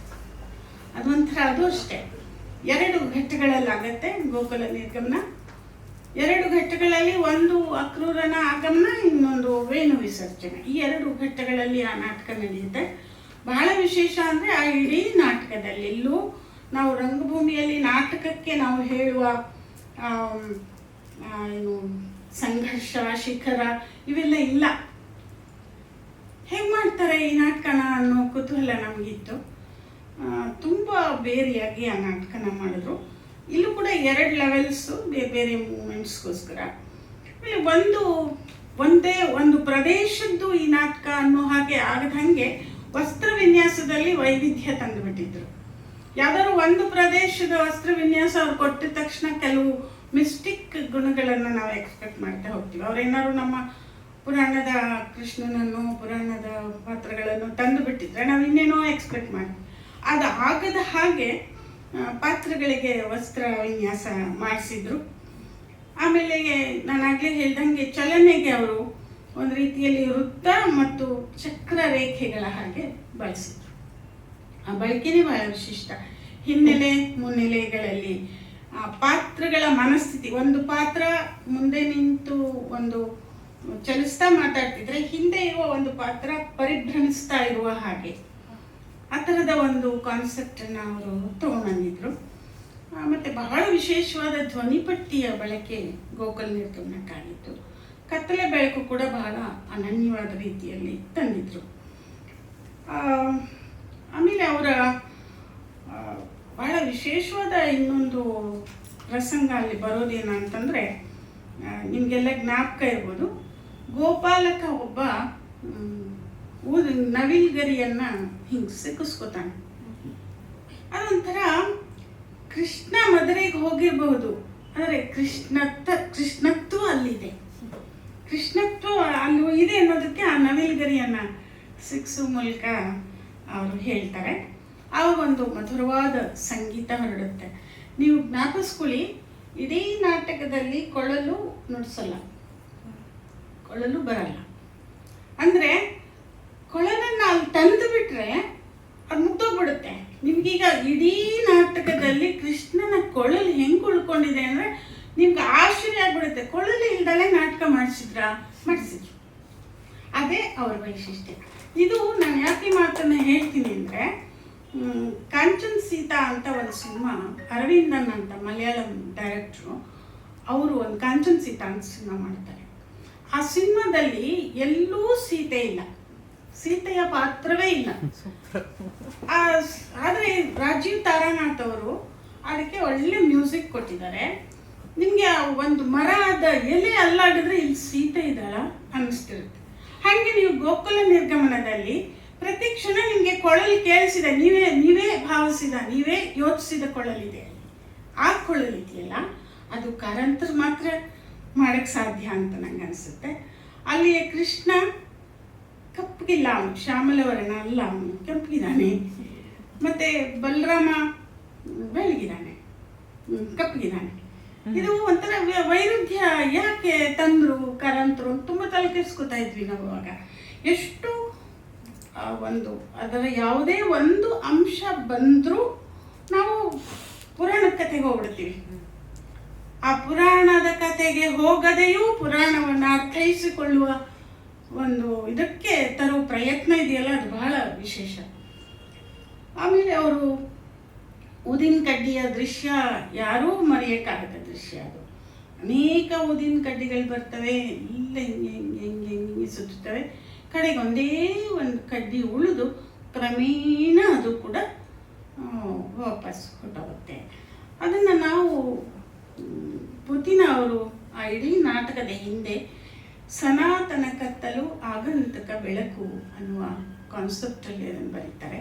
ಅದನ್ನು ಎಷ್ಟು ಚೆನ್ನಾಗಿ ಕಾರಂತರು ಹೇಳಿಬಿಟ್ರು. ಅದಕ್ಕೆ ರಂಗಭಾಷೆ ಅನ್ನೋದನ್ನು ಬಹಳ ವಿಶಿಷ್ಟವಾಗಿ ದುಡಿಸ್ಕೊಳ್ಳೋದು. ಕಾರಂತರು ಇದನ್ನೆಲ್ಲ ಹೇಳಿ ಮಾಡಿದ್ರಾ? ಹೇಳಿ ಮಾಡಲಿಲ್ಲ ಅವರು. ಆದರೆ ನನಗೆ ನೋಡುವವನಿಗೆ, ಗ್ರಹಿಸುವವನಿಗೆ ಅದರ ಅರ್ಥ ಗ್ರಹಿಸೋಕ್ಕೆ ಸಾಧ್ಯ ಇದ್ದರೆ ಗೊತ್ತಾಗುತ್ತೆ. ಮಾಡುವ ಎಲ್ಲ ಡೈರೆಕ್ಷನ್ ಮಾಡೋರು ಎಲ್ಲರೂ ಇದಕ್ಕೊಂದು ಅರ್ಥ ಕೊಟ್ಟಿರಲ್ಲ. ಸಾಹಿತ್ಯ ಬರೆಯೋರೆಲ್ಲರೂ ನಾನು ಇದನ್ನು ಇದಕ್ಕಾಗಿಯೇ ಈ ಪ್ರತಿಮೆ ಬಳಸ್ತೀನಿ ಅಲ್ಲ, ಆವಾಗ ಅವನಿಗೆ ಆ ಗಳಿಗೆ ಆ ಪ್ರತಿಮೆ ಬಂತು, ಆ ಸಂಕೇತ ಬಂತು. ಹಾಗೆಯೇ ನಿರ್ದೇಶಕ ಕೂಡ ಅವನ ಸೆಟ್ ಡಿಸೈನಲ್ಲಿ, ಅವನ ಬೆಳಕು ವಿನ್ಯಾಸದಲ್ಲಿ, ಅವನ ಮೂಮೆಂಟಲ್ಲಿ ಅವನದೇ ಆದ ರೀತಿಯ ಒಂದು ಹೊಸ ಅರ್ಥವನ್ನು ಕೊಡ್ತಾ ಇರ್ತಾನೆ. ಹಾಗೆ ಕಾರಂತರು ಅನೇಕ ರೀತಿಯ ಅರ್ಥಗಳನ್ನು ಕೊಡುವ ಹಾಗೆ ಮಾಡಿದರು. ಅದರಲ್ಲಿ ಈ ಇದು ನವಿಲುಗರಿ ಸಿಕ್ಸುವ ಪ್ರಸಂಗ, ಭೂತವಾಕ್ಯನ ಒಂದ್ಸಲ ಬೀದಿಯಲ್ಲಿ ಆಡಿಸಿದ್ರು. MES ಕಾಲೇಜ್ ಹತ್ರ ಬೀದಿಯಲ್ಲಿ ನಾಟಕ ಭೂತವಾಕ್ಯ. ಅದರಲ್ಲಿ ಕೃಷ್ಣ ದುರ್ಯೋಧನನ ಹತ್ರ ಸಂಧಾನಕ್ಕೆ ಬಂದಾಗ ಎಲ್ಲರೂ ಅವನು ಬಂಧಿಸಬೇಕು ಅಂತಿರ್ತಾನಲ್ವ ದುರ್ಯೋಧನ ಕೃಷ್ಣನ್ನ. ಎಲ್ಲರೂ ಕೃಷ್ಣನ ಥರ ಕಾಣಿಸ್ತಾರೆ, ಅವನಿಗೆ ಬಂಧಿಸಕ್ಕಾಗಲ್ಲ. ಅದು ಒರಿಜಿನಲ್ ಕಥೆ ಇರೋದು. ಎಲ್ಲರೂ ಕೃಷ್ಣನ ಥರ ಕಾಣಿಸೋದು ನಾಟಕದಲ್ಲಿ ಹೆಂಗೆ ಮಾಡೋದು? ನಾಯರಿ ಏನು ಮಾಡಿದ್ರು, ಒಂದಷ್ಟು ನವಿಲುಗರಿಗಳನ್ನು ತಂದು ಅಲ್ಲಿದ್ದ ಎಲ್ಲ ಪ್ರೇಕ್ಷಕರು ತಲೆಗೆ ಸಿಕ್ಸ್ಬಿಟ್ರು. ಯಾರು ಎಲ್ಲರೂ ಕೃಷ್ಣರೇ. ಈ ಕಾನ್ಸೆಪ್ಟ್ಗಳು ಒಬ್ಬ ನಿರ್ದೇಶಕನಿಗೆ ಹೆಂಗೆ ಅವನು ಅದಕ್ಕೆ ರಂಗಭಾಷೆಯ ವಿಶಿಷ್ಟ ಅನ್ನೋದು, ಅದನ್ನು ಹೇಗೆ ತರ್ತಾನೆ ಅನ್ನೋದೇ ಬಹಳ ವಿಶಿಷ್ಟ, ವಿಚಿತ್ರ. ಮತ್ತು ರಾಧೆ ಶ್ಯಾಮರಿಗೆ ಅವ್ರು ಕೊಟ್ಟ ಬಣ್ಣ ಇರ್ಬೋದು, ರಾಧಾ ಶ್ಯಾಮರ ಮಿಲನದ ಸಂದರ್ಭದಲ್ಲಿ ಅವರು ಕೊಟ್ಟಂಥ ಸಿನಿಕ್ ಡಿಸೈನು, ಇವನ್ನೆಲ್ಲ ಹೇಳ್ತಾ ಹೋದರೆ ಒಂದು ಅದ್ವೈತ ಭಾವವನ್ನು ತಂದ ರೀತಿ. ಇದನ್ನು ಸುರೇಶ್ ಅವಸ್ಥಿಯವರು ಈ ನಾಟಕ ನೋಡಿ ಒಂದು ಮಾತು ಹೇಳ್ತಾರೆ. ಇದು ಜಪಾನಿನ ನೋ ನಾಟಕದ ಹೋಲುತ್ತೆ ಅಂತ ಅವ್ರು ಹೇಳ್ತಾರೆ. ಅವರು ಅದಕ್ಕೆ ಉದಾಹರಣೆಗಳನ್ನು ಕೊಡ್ತಾರೆ. ನೋ ನಾಟಕ ಹೇಗಿರುತ್ತೆ ಅದು ಅದೇ ತರಹ ಈ ನಾಟಕನೂ ಬರುತ್ತೆ, ನಾವು ವೃತ್ತಾಕಾರದ ಚಲನೆ ಬರುತ್ತೆ ನೋಡಿ, ಅದಕ್ಕೆ ಅವರ ಮಾತನ್ನು ಹೇಳ್ತಾರೆ. ಮತ್ತು ಅವರು ಒಂದೇ ವಾಕ್ಯದಲ್ಲಿ ಹೇಳೋದು, ಗೋಕುಲ ನಿರ್ಗಮನ ಒಂದು ಬಹುರಂಗಿ ಚಾದರ, ಅದ್ಭುತವಾದ ಒಂದು ಇಮೇಜನ್ನು ಅದಕ್ಕೆ ಕೊಡ್ತಾರೆ. ಇದು ನನ್ನ ಪ್ರಕಾರ ಕಾರಂತರ ಮರುಹುಟ್ಟು, ಒಂಥರ ಕೊಡವಿಕೊಂಡಿದ್ದ ಪ್ರತಿಭೆ ಅಂತ ಹೇಳಿದರೆ ತಪ್ಪಾಗಲಿಕ್ಕಿಲ್ಲ. ನಾನು ಈ ನಾಟಕಗಳ ಬಗ್ಗೆ ಹೇಳೋಕ್ಕೆ ತುಂಬ ಇಟ್ಕೊಳ್ತಿದ್ದೀನಿ, ಅಷ್ಟನ್ನು ಹೇಳೋಕ್ಕಾಗಲ್ವೇನೋ. ಹಯವದನ ಅದ್ರ ಬಗ್ಗೆ ಒಂದೆರಡು ಮಾತನ್ನು ಹೇಳ್ತೀನಿ. ಹಯವದನ ಮಾಡಿದ ಮೇಲೆ ಅಂತೂ ಲಂಕೇಶ್ ಭಾರಿ ಸಿಟ್ಟು ಸಂಕ್ರಾಂತಿ ಕೆಟ್ಟೋಯ್ತು. ನಿಮ್ಗೆ ಮತ್ತೆ ಅದೇನು ಮಾಡೋದು, ಕಾರಂತರದ್ದು ಲಂಕೇಶ್ರದ್ದು ಅಷ್ಟಿದೆ ಹೇಳೋಕ್ಕೆ. ಅದರಲ್ಲಿ ಹಯವದನದಲ್ಲಿ ಕುದುರೆ ಪಾತ್ರ ಮಾಡಿದವರು ನಮ್ಮ ಕೃಷ್ಣಪ್ಪ. ಆ ಕೃಷ್ಣಪ್ಪ ಕುದುರೆ ಪಾತ್ರ ಮಾಡಿದ್ದನ್ನೇ ಕೇಳಿ ಎಬ್ಬಿಸಿ ಒಂದು ಕತೆ ಬರೆದ್ಬಿಟ್ರು ಲಂಕೇಶ್. ಅವಾಗಿನ್ನೂ ಪತ್ರಿಕೆ ಇಲ್ಲ. ನಾನು ದೀಪಾವಳಿ ಸಂಚಿಕೆಗೆ ಒಂದು ಕತೆ ಕೊಡಿ ಲಂಕೇಶ್ ಅಂತ ಕೇಳಿದ್ದೆ. ಕತೆ ಬರ್ತೀನಿ, ಬಂದು ತೊಗೊಂಡೋಗವ ಅಂದರು. ಸರಿ, ಅವ್ರ ಮನೆಗೆ ಹೋದೆ, ಕತೆ ಕೊಟ್ಟರು, ಕೂತ್ಕೊಂಡು ಓದಿದೆ. ನಂಗೆ ಗೊತ್ತಾಗೋಯ್ತು ಇದು ಇವ್ರು ಮಾಡಿರೋದು ಈ ಥರಲ್ಲ ಕೆಲಸ ಅಂತ. ಪೂರ್ತಿ ಕೃಷ್ಣಪ್ಪನ ಕೇಳಿ ಎಬ್ಸಿದ್ರು. ಕೃಷ್ಣಪ್ಪನ ಕಂಡ್ರೆ ಆಗ್ತಿಲ್ಲ, ಯಾಕಂದ್ರೆ ಕಾರಂತರ ಜೊತೆ ಇದ್ರು. ಅವ್ರು ಕೃಷ್ಣಪ್ಪ ಅಲ್ಲಿ ಬಿಟ್ಬಿಟ್ಟು ಇಲ್ಲಿ ಬಂದ್ಬಿಟ್ಟಿದ್ರು. ಸರಿ, ಹಂಗೆ ನಾನು ಹೇಳಿದೆ, ಲಂಕೇಶ್ ಈ ಕತೆ ಯಾರ್ಯಾರನ್ನೋ ಕುರಿತು ಬರೆದಿರೋದು, ಕತೆ ಆಗಿಲ್ಲ, ನಿನ್ನ ಕತೆ ಇರಬೇಕಾದ ಲಕ್ಷಣ ಇದಕ್ಕಿಲ್ಲ, ಬೇಡ ಅಂತ ವಾಪಸ್ ಕೊಟ್ಬಿಟ್ಟು ಹೋಗೋಗ್ಬಿಟ್ಟು. ನನ್ನ ಕತೆಯನ್ನು ರಿಜೆಕ್ಟ್ ಮಾಡ್ತಾಳ ಇವಳು. ಆ ಥರದ ಅನೇಕವಿದ್ವು. ಆದರೆ ಹೈವದನದ ಇದರಲ್ಲಿ ಬಹಳ ವಿಶೇಷವಾಗಿ ನಮಗೆ ಕಂಡದ್ದು ಅವರ ಅದಕ್ಕೆ ಮುಂಚೆ ಶಿವಾನಂದ್ ಮಾಡಿದ್ರು ಅದೇ ನಾಟಕ ಹೈವದನ. ಅದು ಪಪೆಟ್ಸನ್ನ ಏನೋ ತಂದವರು ಭಾಳ ಇವರು 2 ಮಕ್ಕಳಂತಂದರು, ಅದಕ್ಕೇನೋ ಮೈಂಡ್ ಮೂಮೆಂಟ್ ಕೊಟ್ಟರು. ಅದು ಒಂದು ಅದರ ಎಲ್ಲ ವಿವರ ಹೇಳೋಕ್ಕೆ ಇಲ್ಲಿ ಸಮಯ ಆಗೋದಿಲ್ಲ. ಏನಂದರೆ ಕಾರಂತರ ಕಾನ್ಸೆಪ್ಟ್ ಅದು ಎಲ್ಲರೂ ಏನು ಹೇಳಿದ್ರು ಅದು ನಮ್ಗೆ ಭಾಳ ವಿಶೇಷ. ಪತ್ರಕರ್ತರಿಗೆ ಅವಾಗ ಅವರು ನಾಟಕಕ್ಕೂ ಮುಂಚೆನೇ ನಮ್ಮನ್ನೆಲ್ಲ ಕರೆದು ಅದರ ಕೆಲವು ಬಿಟ್ಸ್ ಆ್ಯಕ್ಟ್ ಮಾಡಿ ತೋರಿಸಿದ್ರು. ಆಮೇಲೆ ಕಾಸ್ಟ್ಯೂಮ್ಸ್ ಎಲ್ಲ ತೋರಿಸಿದ್ರು, ಸಂಗೀತದ ಬಿಟ್ಸ್ ತೋರಿಸಿ. ಮತ್ತು ಅದಕ್ಕೆ ಬಹಳ ವಿಶೇಷ ಕಾರಂತರ ಮೇಲೆ ದೊಡ್ಡ ಆಪಾದನೆ ಅಂದರೆ ಅವರು ರಿಹರ್ಸಲ್ ಮಾಡಿಸಲ್ಲ, ಅವ್ಯವಸ್ಥೆ, ಯಾವಾಗ ಅಂದ್ರೆ ಅವಾಗ ಬದಲಾಯಿಸ್ಬಿಡ್ತಾರೆ, ಈ ಥರದ ಅನೇಕ ಮಾತುಗಳಿದ್ವು, ಆಪಾದನೆಗಳಿದ್ವು. ಕಲಾವಿದರು ಹೇಳೋರು, ಬೇರೆಯವರು ಹೇಳೋರು. ಅವ್ರು ಕೊನೆ ನಿಮಿಷದಲ್ಲಿ 2 ದಿನದಲ್ಲೆಲ್ಲ ರಿಹರ್ಸಲ್ ಮಾಡೋದ್ರಿಂದ ನಾಟಕ ಸೋತೋಯ್ತು ಅನ್ನೋರು ಇದ್ದರು. ಈ ನಾಟಕಕ್ಕೆ ಹೈವದನಕ್ಕೆ ಅವರು ತುಂಬ 40-50 ದಿವಸ ಆದಮೇಲೆ ರಿಹರ್ಸಲ್ ಮಾಡಿಸಿದ್ರು.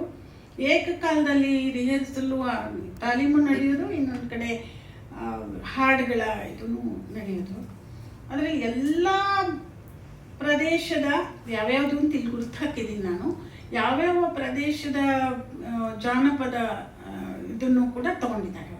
ಅಂದರೆ ಎಲ್ಲಿಂದಲೂ ಏನೇನೆಲ್ಲ ತಗೊಂಬಂದ್ರೂ ಯಾವುದನ್ನು ತಂದಿದ್ದನ್ನು ಚೆಲ್ಲಾಡ್ತಿರ್ಲಿಲ್ಲ ಅವರು. ಅದನ್ನು ತುಂಬ ಅಚ್ಚುಕಟ್ಟಾಗಿ ಎಲ್ಲಿ ಬೇಕೋ ಅಲ್ಲಿ ವ್ಯವಸ್ಥಿತವಾಗಿ ಜೋಡಿಸ್ತಾ ಇದ್ರು. ಮ್ಯೂಸಿಕ್ ಬಗ್ಗೆ ಶ್ರೀಪತಿ ಅವ್ರು ಮಾತಾಡಿದ್ದಾರೆ, ನಾನೇನು ಅದನ್ನು ಹೇಳಬೇಕಾಗಿ. ಅವ್ರು ಬಲ್ಲವರು ಸಂಗೀತ, ನಾನು ಬಲ್ಲವಳಲ್ಲ, ಬರೀ ವಿಮರ್ಶೆಯಾಗಿ ಅಷ್ಟೇ ನೋಡಿದವಳು. ಅದು ಎಷ್ಟು ಅಚ್ಚುಕಟ್ಟಾಗಿ ಅವನ್ನ ಜೋಡಿಸ್ತಾ ಇದ್ರು ಅವರು. ಹಾಗಾಗಿ ಈ ಮ್ಯೂಸಿಕ್ ಎಲ್ಲಿಂದಲೋ ಬಂದಿದೆ ಅಂತ ಅನ್ನಿಸ್ತಿರ್ಲಿಲ್ಲ ನಮಗೆ. ಇದು ಎಲ್ಲಿಂದಲೋ ತಂದಿದ್ದಾರೆ, ತುರುಕಿದ್ದಾರೆ ಅನ್ನಿಸ್ತಿರ್ಲಿಲ್ಲ. ತುರುಕ್ತಾ ಇರಲಿಲ್ಲ ಅವರು, ಚೆಲ್ತಾ ಇರಲಿಲ್ಲ. ಹಾಗೆ ಹಯೋಧನದ ಹಾಡುಗಳು ಇವತ್ತಿಗೂ ಎಲ್ಲರೂ ಹಾಡ್ತಾ ಇರ್ತಾರೆ. ಮತ್ತು ಹಯೋಧನಕ್ಕೆ ಕೊಟ್ಟ ಎರಡೆರಡು ಗ್ರೂಪ್ ಮಾಡಿದ್ದು ಅವರು. HN ಒಂದ್ಸಲ August 15ಗೆ ಕರೆದಾಗ ನಿತ್ಯೋತ್ಸವನ ಡ್ರಾಮಟೈಸ್ ಮಾಡಿ ನಾಟಕ ಮಾಡಿಸ್ತಾರೆ. ನಿಸಾರ್ ಅವರ ನಿತ್ಯೋತ್ಸವನ HNಗೋಸ್ಕರ ಮಾಡಿಸ್ತಾರೆ.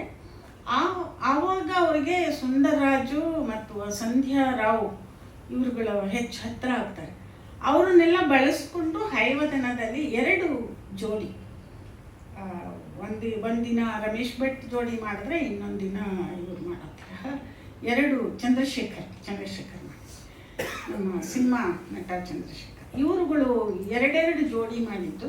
ಆ ಸಂಧ್ಯಾ ರಾವ್ ಅನ್ನೋರು ಬಹಳ ಆಮೇಲೆ ಒಬ್ಬ ಹೊಸದಾಗಿ ಬಂದಂಥ ನಟಿ ನಮ್ಗೆ ರಂಗಭೂಮಿಗೆ. ಈಗ ಭಾಳ ಜನ ಇಲ್ಲವೇ ಇಲ್ಲ ಅದರಲ್ಲಿ. ಸಂಧ್ಯಾ ರಾವ್ ತೀರ್ಕೊಂಡ್ರು, ಚಂದ್ರತಿ ತೀರ್ಕೊಂಡ್ರು, ಎಲ್ಲ ಇಲ್ಲ ನಮ್ಮ ಇದರಗಡೆ. ತುಂಬ ಅಪರೂಪದ ನಾಟಕ ಅದು. ಅಲ್ಕಾಜಿ ಇವರು ಇಬ್ರಾಹಿಂ ಅಂಡ್ ರಾಮಸ್ವಾಮಿ ಅನ್ನೋರು ಪ್ರೊಡ್ಯೂಸ್ ಮಾಡಿದ ನಾಟಕ. ತುಂಬ ಖರ್ಚು ಆಗಿತ್ತು, ಆದರೆ ಅಷ್ಟೇ ಜನಪ್ರಿಯವೂ ಆಯಿತು. ಹೈವದನನ ಅವರು ಬೇರೆ ಭಾಷೆ ಬಂದು ಕರ್ನಾಟಕ ನಾಟಕಗಳನ್ನು ಬಹುತೇಕ ಕಾರಂತರು ಹಿಂದಿಗೆ ತರ್ಜುಮೆ ಮಾಡಿದ್ದಾರೆ. ಅವರು ಬಹಳ ಇಷ್ಟಪಟ್ಟು ಮಾಡ್ತಾ ಇದ್ದ ಕೆಲಸ ಅದು. ನಾನು ಇನ್ನೊಂದೆರಡು ಅವರು ಓದ್ತಾ ಇದ್ದ ಕಾಲದಲ್ಲಿ, ಅಂದರೆ ಕಾರಂತರು ಓದ್ತಾ ಇದ್ದ ಕಾಲದಲ್ಲಿ HS ಪಾರ್ವತಿಯವರು ಅವರಿಗೆ ಪ್ರತಿ ತಿಂಗಳು ದುಡ್ಡು ಕಳಿಸೋರಂತೆ. ಅದು ಹೆಂಗೆ ಋಣ ತೀರ್ಸೋದು ಅಂದರೆ ಕಾರಂತರ ಸ್ವಭಾವಕ್ಕೆ ಇದು ಉದಾಹರಣೆ ಕೊಡ್ತೀನಿ. ಬಂದ್ಬಿಟ್ಟು ಪಾರ್ವತಿಗೆ, ನಾನು ನಿಮ್ಮನ್ನು ಮದುವೆ ಆಗ್ಬಿಡ್ತೀನಿ, ಯಾಕೆ ನೀವು ನನಗೆ ದುಡ್ಡು ಕೊಟ್ಟು ಓದಿಸಿದ್ರಲ್ಲ, ಈ ಥರದ ಮಗು ನನ್ನ ಗುಣ ಇದೆಯಲ್ಲ ಅದು. ಅವ್ರು ಹಾಗೆ ಯಾವಾಗಲೂ ಇದ್ದಕ್ಕಿದ್ದಂಗೆ ನಮ್ಮನ್ಯಾರನ್ನ ಭಾಳ ಚೆನ್ನಾಗಿ ಬರೀತೀವಿ, ನಾವೇನಾದ್ರು ನಂಬಿದ್ರೆ ನಾವು ಮೂರ್ಖರು. ಅವ್ರಿಗೆ ಆ ಗಳಿಗೆಯಲ್ಲಿ ಏನೋ ಅನ್ಸೋದಷ್ಟೇ, ಅನ್ಸಿದ್ದು ಇದ್ದಕ್ಕಿದ್ದಂಗೆ ನಿಮ್ಮನ್ನು ಹೊಗಳ್ಬಿಡೋದು, ಇದ್ದಕ್ಕಿದ್ದಂಗೆ ನಿಮ್ಮನ್ನು ಆಪ್ತವಾಗಿ ತಗೊಂಡ್ಬಿಡೋದು, ಇದ್ದಕ್ಕಿದ್ದಂಗೆ. ಅದು ಒಂದು ಥರದ ವಿಶಿಷ್ಟವಾದ ಗುಣ ಇತ್ತು ಅವ್ರಿಗೆ. ನನಗೆ ಅವರು ಕೊನೆಯ ದಿನಗಳಲ್ಲಿ ನಾನು ಸಂಕುಲ ಅಂತ ಒಂದು ಪತ್ರಿಕೆ ತರ್ತಾ ಇದ್ದೆ. ಅವಾಗ ಮನೆಗೆ ಬಂದು ಅದರ ದುಡ್ಡು 750 ರೂಪಾಯಿ ಪೋಷಕ ಚಂದ. ಅದೇನು ಹೇಳಿದ್ದೆ ಅಂದರೆ 5 ವರ್ಷ ಪತ್ರಿಕೆ ತರ್ತೀನಿ, 750 ರೂಪಾಯಿ ಕೊಟ್ಟವ್ರಿಗೆ 5 ವರ್ಷ ಕೊಡ್ತೀನಿ, 5 ವರ್ಷ ಆದಮೇಲೆ 750 ರೂಪಾಯಿ ವಾಪಸ್ ಮಾಡ್ತೀನಿ ಅಂತ ಹೇಳಿದ್ದೆ ನಾನು. ಆಗಿದ್ದ ಬ್ಯಾಂಕ್ ಬಡ್ಡಿ ಪ್ರಕಾರ 750 ರೂಪಾಯಿ ಬ್ಯಾಂಕಲ್ಲಿ ಹಾಕಿದ್ರೆ 5 ವರ್ಷಕ್ಕೆ 750 ರೂಪಾಯಿ ಸೇರ್ತಿತ್ತು. ನನ್ನ ಲೆಕ್ಕ 750 ರೂಪಾಯಿ ಅಲ್ಲೇ ಇರ್ತಿ, ಇವ್ರಿಗೆ 750 ರೂಪಾಯಿ ಬಡ್ಡಿ ದುಡ್ಡು ಕೊಟ್ಟರೆ ಲೆಕ್ಕ ಮಾಡಿದೆ. ಅವರು ಚೆಕ್ ಬರೆದ್ರು, ಕೊಟ್ಬಿಟ್ಟು ನನಗೆ ಈ ಹಣ ಹಿಂದಕ್ಕೆ ಕೊಡಕೂಡ್ದು ಅಂತ ಚೆಕ್ ಮೇಲೆ ಬರೆದ್ರು. 5 ವರ್ಷ ಆದಮೇಲೆ ಪತ್ರಿಕೆ ನಿಲ್ಲಿಸಿದಾಗ ತುಂಬ ಬೇಜಾರು ಮಾಡಿಕೊಂಡ್ರು. ಅವಾಗ ಹೇಳಿದೆ, ಕಾರಂತರೆ ನಾನು ದುಡ್ಡು ನಾನು ಹೇಳಿದ್ನಲ್ಲ ನಂಗೆ ದುಡ್ಡು ಬೇಡ. ಸರಿ, ನಾನೇನು ಮಾಡ್ತಾ ಇದ್ದೆ, ಭಾಳ ಜನ ಬೇಡ ಅಂತ 750 ರೂಪಾಯಿ ಇಸ್ಕೊಳ್ಳಿಲ್ಲ ವಾಪಸ್ಸು, ಕೆಲವರು ಬೇಕು ಅಂತ ಇಸ್ಕೊಂಡ್ರು. ನಾನು 1,000 ರೂಪಾಯಿ ವರ್ತ್ ಬುಕ್ಸನ್ನ ತಗೊಂಡೋಗಿ ಕೊಟ್ಟೆ ಕಾರಂತರಿಗೆ. ನೀವು ದುಡ್ಡು ಕೊಟ್ಟಿದ್ರೆ ಬೇಡ ಅಂತಿದ್ದೆ, ಈಗ ಬೇಡ ಅನ್ನೋಕ್ಕೆ ಮನಸ್ಸಿಲ್ಲ, ಕೊಡಿ. ಬುಕ್ಸ್ ಅಂದರೆ ಅವ್ರಿಗೆ ಅಷ್ಟು ಪ್ರೀತಿ. ಆಮೇಲೆ ನಾವು ಚಲನಚಿತ್ರ ಇತಿಹಾಸ ಮಾಡಿದ್ವಿ. ಸಾಕಷ್ಟು ಗದ್ದಲಗಳಾದವು, ಪುಸ್ತಕದ ಬಗ್ಗೆ ಆಡಬಾರದ ಮಾತುಗಳಾಡಿದ್ರು, ನಮಗೆ ಬೇಕಾದಷ್ಟು ಅವಮಾನಗಳಾಯಿತು. ಆ ಹೊತ್ತಲ್ಲಿ ಮೊದಲು ನನಗೆ ಫೋನ್ ಮಾಡಿ ಸಮಾಧಾನ ಹೇಳಿದವರು ಕಾರಂತರು. ಅವರು ಒಂದು ಮಾತಾಡಿದರು, ನೋಡಿ ರಂಗಭೂಮಿಯಲ್ಲಿ, ಸಿನಿಮಾದಲ್ಲಿ, ಯಾವುದೇ ಕಲೆಯಲ್ಲಿ ಜಾತಿ ಪ್ರವೇಶ ಮಾಡಬಾರ್ದು. ಅದು ಮಾಡಿಬಿಟ್ಟಿದೆ, ಆಗಿಬಿಟ್ಟಿದೆ, ಪ್ರವೇಶ ಆಗಿಬಿಟ್ಟಿದೆ, ಇನ್ನೂ ಯಾವುದಕ್ಕೂ ಬೆಲೆ ಉಳಿಯೋದಿಲ್ಲ ಅಂತ ಹೇಳಿದರು. ಇರ್ಬೋದೇನೋ ಅವ್ರ ಮಾತು ಸತ್ಯ ಇರಬಹುದೇನೋ, ನನಗೆ ಅಂಥವು ಕೆಲವು ಘಟನೆಗಳು ಕಾಣಿಸ್ತಾ ಇದೆ. ಜಾತಿ ಕಾರಂತರನ್ನು ತಗಲಾಕೊಳ್ತು ಅನಿಸುತ್ತೆ. ಇತ್ತೀಚೆಗೆ ನಾನಾಗಲೇ ಪ್ರಾರಂಭದಲ್ಲಿ ಹೇಳಿದ ಒಬ್ಬ ಉಪನ್ಯಾಸಕರ ಮಾತಿನ ಹಿನ್ನೆಲೆಯಲ್ಲಿ ಹೇಳೋದಾದರೆ ಹಾಗೆ ಅನಿಸುತ್ತೆ ನನಗೆ. ಕಾರಂತರು ಇಷ್ಟೆಲ್ಲ ಮಾಡಿದ್ರು, ಅವರೇ ಸ್ವತಃ ನಾಟಕಕಾರರಾದ್ರೂ ಯಾವತ್ತೂ ನಾಟಕಕಾರರನ್ನು ಅಗೌರವದಿಂದ ಕಂಡವರಲ್ಲ. ತುಂಬ ಪ್ರೀತಿ, ತುಂಬ ಗೌರವ. ಅವರು ಈಗ ಶ್ರೀರಂಗರ ನಾಟಕ ಮಾಡಿದ್ರೆ ಶ್ರೀರಂಗರಿಗೆ ಇಷ್ಟ ಆಗಲಿಲ್ಲ ಅಂದರೆ ನೊಂದ್ಕೊಳ್ಳೋರು. ಅದು ಗೊತ್ತಿತ್ತು ಅವರಿಗೆ ಶ್ರೀರಂಗರ ಸ್ವಭಾವ ಏನು ಅಂತ. ಜೋಶಿಯವರು ತಕ್ಷಣಕ್ಕೇನು ಒಪ್ಕೊಳ್ಳಿಲ್ಲ. ಅವರು ಸತ್ತವರ ನೆರಳು ಮಾಡಿದಾಗ, ಸತ್ತವರ ನೆರಳು ನಾಟಕದಲ್ಲಿ ಬಳಸಿದ ಪುರಂದರದಾಸರ ಗೀತೆಗಳನ್ನು ತಪ್ಪಾಗಿ ಬಳಸಿದ್ದಾರೆ ಅಂಥೇಳಿ ತುಂಬ ಪ್ರಸಿದ್ಧ ಸಂಗೀತ ವಿದ್ವಾಂಸರಾದ ವಸಂತ ಕವಲಿ ಅವರು ಆಕಾಶವಾಣಿಯಲ್ಲಿದ್ದರು.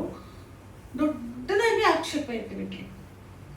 ಅವ್ರ ಆಕ್ಷೇಪ ಎತ್ತಿದಾಗ ನಿಮಗೆ ತಮಾಷೆ ಅನಿಸ್ಬೋದು, BGL ಸ್ವಾಮಿಯವರು ಅವ್ರ ವಸಂತ ಕವಲಿ ಅವರನ್ನು ವಿರೋಧಿಸಿ ಒಂದು ಲೇಖನ ಬರೆದರು.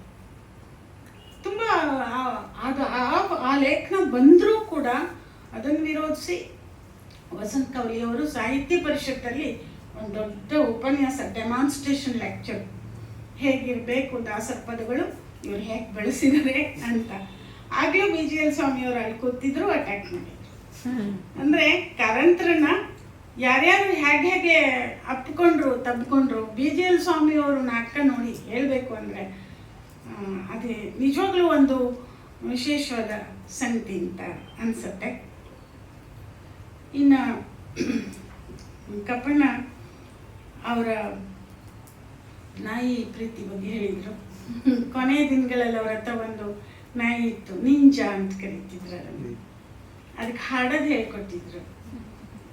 ಅದು ಹಾಡ್ತಿತ್ತು, ನೀವು ನಂಬ್ತೀರಾ, ಹಾಡ್ತಿತ್ತು. ಅದು ನಮಗೆ ಹೋದಾಗೆಲ್ಲ ನಿಂಜ ಹಾಡು ವಿಜಯ ಬಂದಿದ್ದಾರೆ ಅಂತ ಅದು ಹಾಡ್ತಿತ್ತು. ಅದು ನಾವು ಅದನ್ನು ಒಂದು ಫೋಟೋ ಇದೆ, ಗ್ರಾಮ್ಫೋನ್ ರೆಕಾರ್ಡು ಪಕ್ಕ ನಾಯಿ ಕೊಟ್ಟಿದ್ರು. ಅದನ್ನು ಅಂದರೆ ಆ ಥರದ ಪ್ರೀತಿ ಪ್ರಾಣಿಗಳ ಬಗ್ಗೆ, ಮನುಷ್ಯರ ಬಗ್ಗೆ ಪ್ರಾಯಶಃ ಇನ್ನೆಲ್ಲೂ ಸಿಗಲ್ಲ ಅನಿಸುತ್ತೆ ಆ ಥರದ ವ್ಯಕ್ತಿತ್ವ. ತುಂಬ ಅನಾರೋಗ್ಯ ಇದ್ದಾಗ ಸರ್ಕಾರ ಅವ್ರಿಗೆ ದುಡ್ಡು ಕೊಡ್ತೀವಿ ಅಂತ ಹೇಳ್ತು, ಎಲ್ಲ ನಾವು ಖರ್ಚು ವೆಚ್ಚ ವಹಿಸ್ಕೋತೀವಿ ಅಂತ.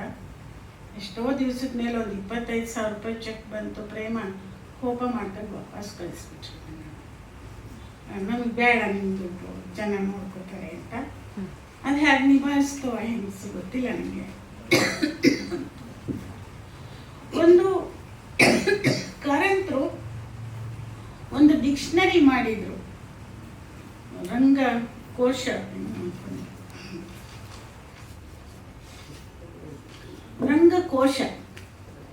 ಅದ್ರಲ್ಲಿ ನೋಡಿ, ಅದೊಂಥರ ಥಿಯೇಟರ್ ಡಿಕ್ಷನರಿ. ಸೈಕ್ಲೋರಮ ಅನ್ನೋದನ್ನ ಗಗನಿಕಾ ಅಂತ ಕರೆದಿದ್ರು.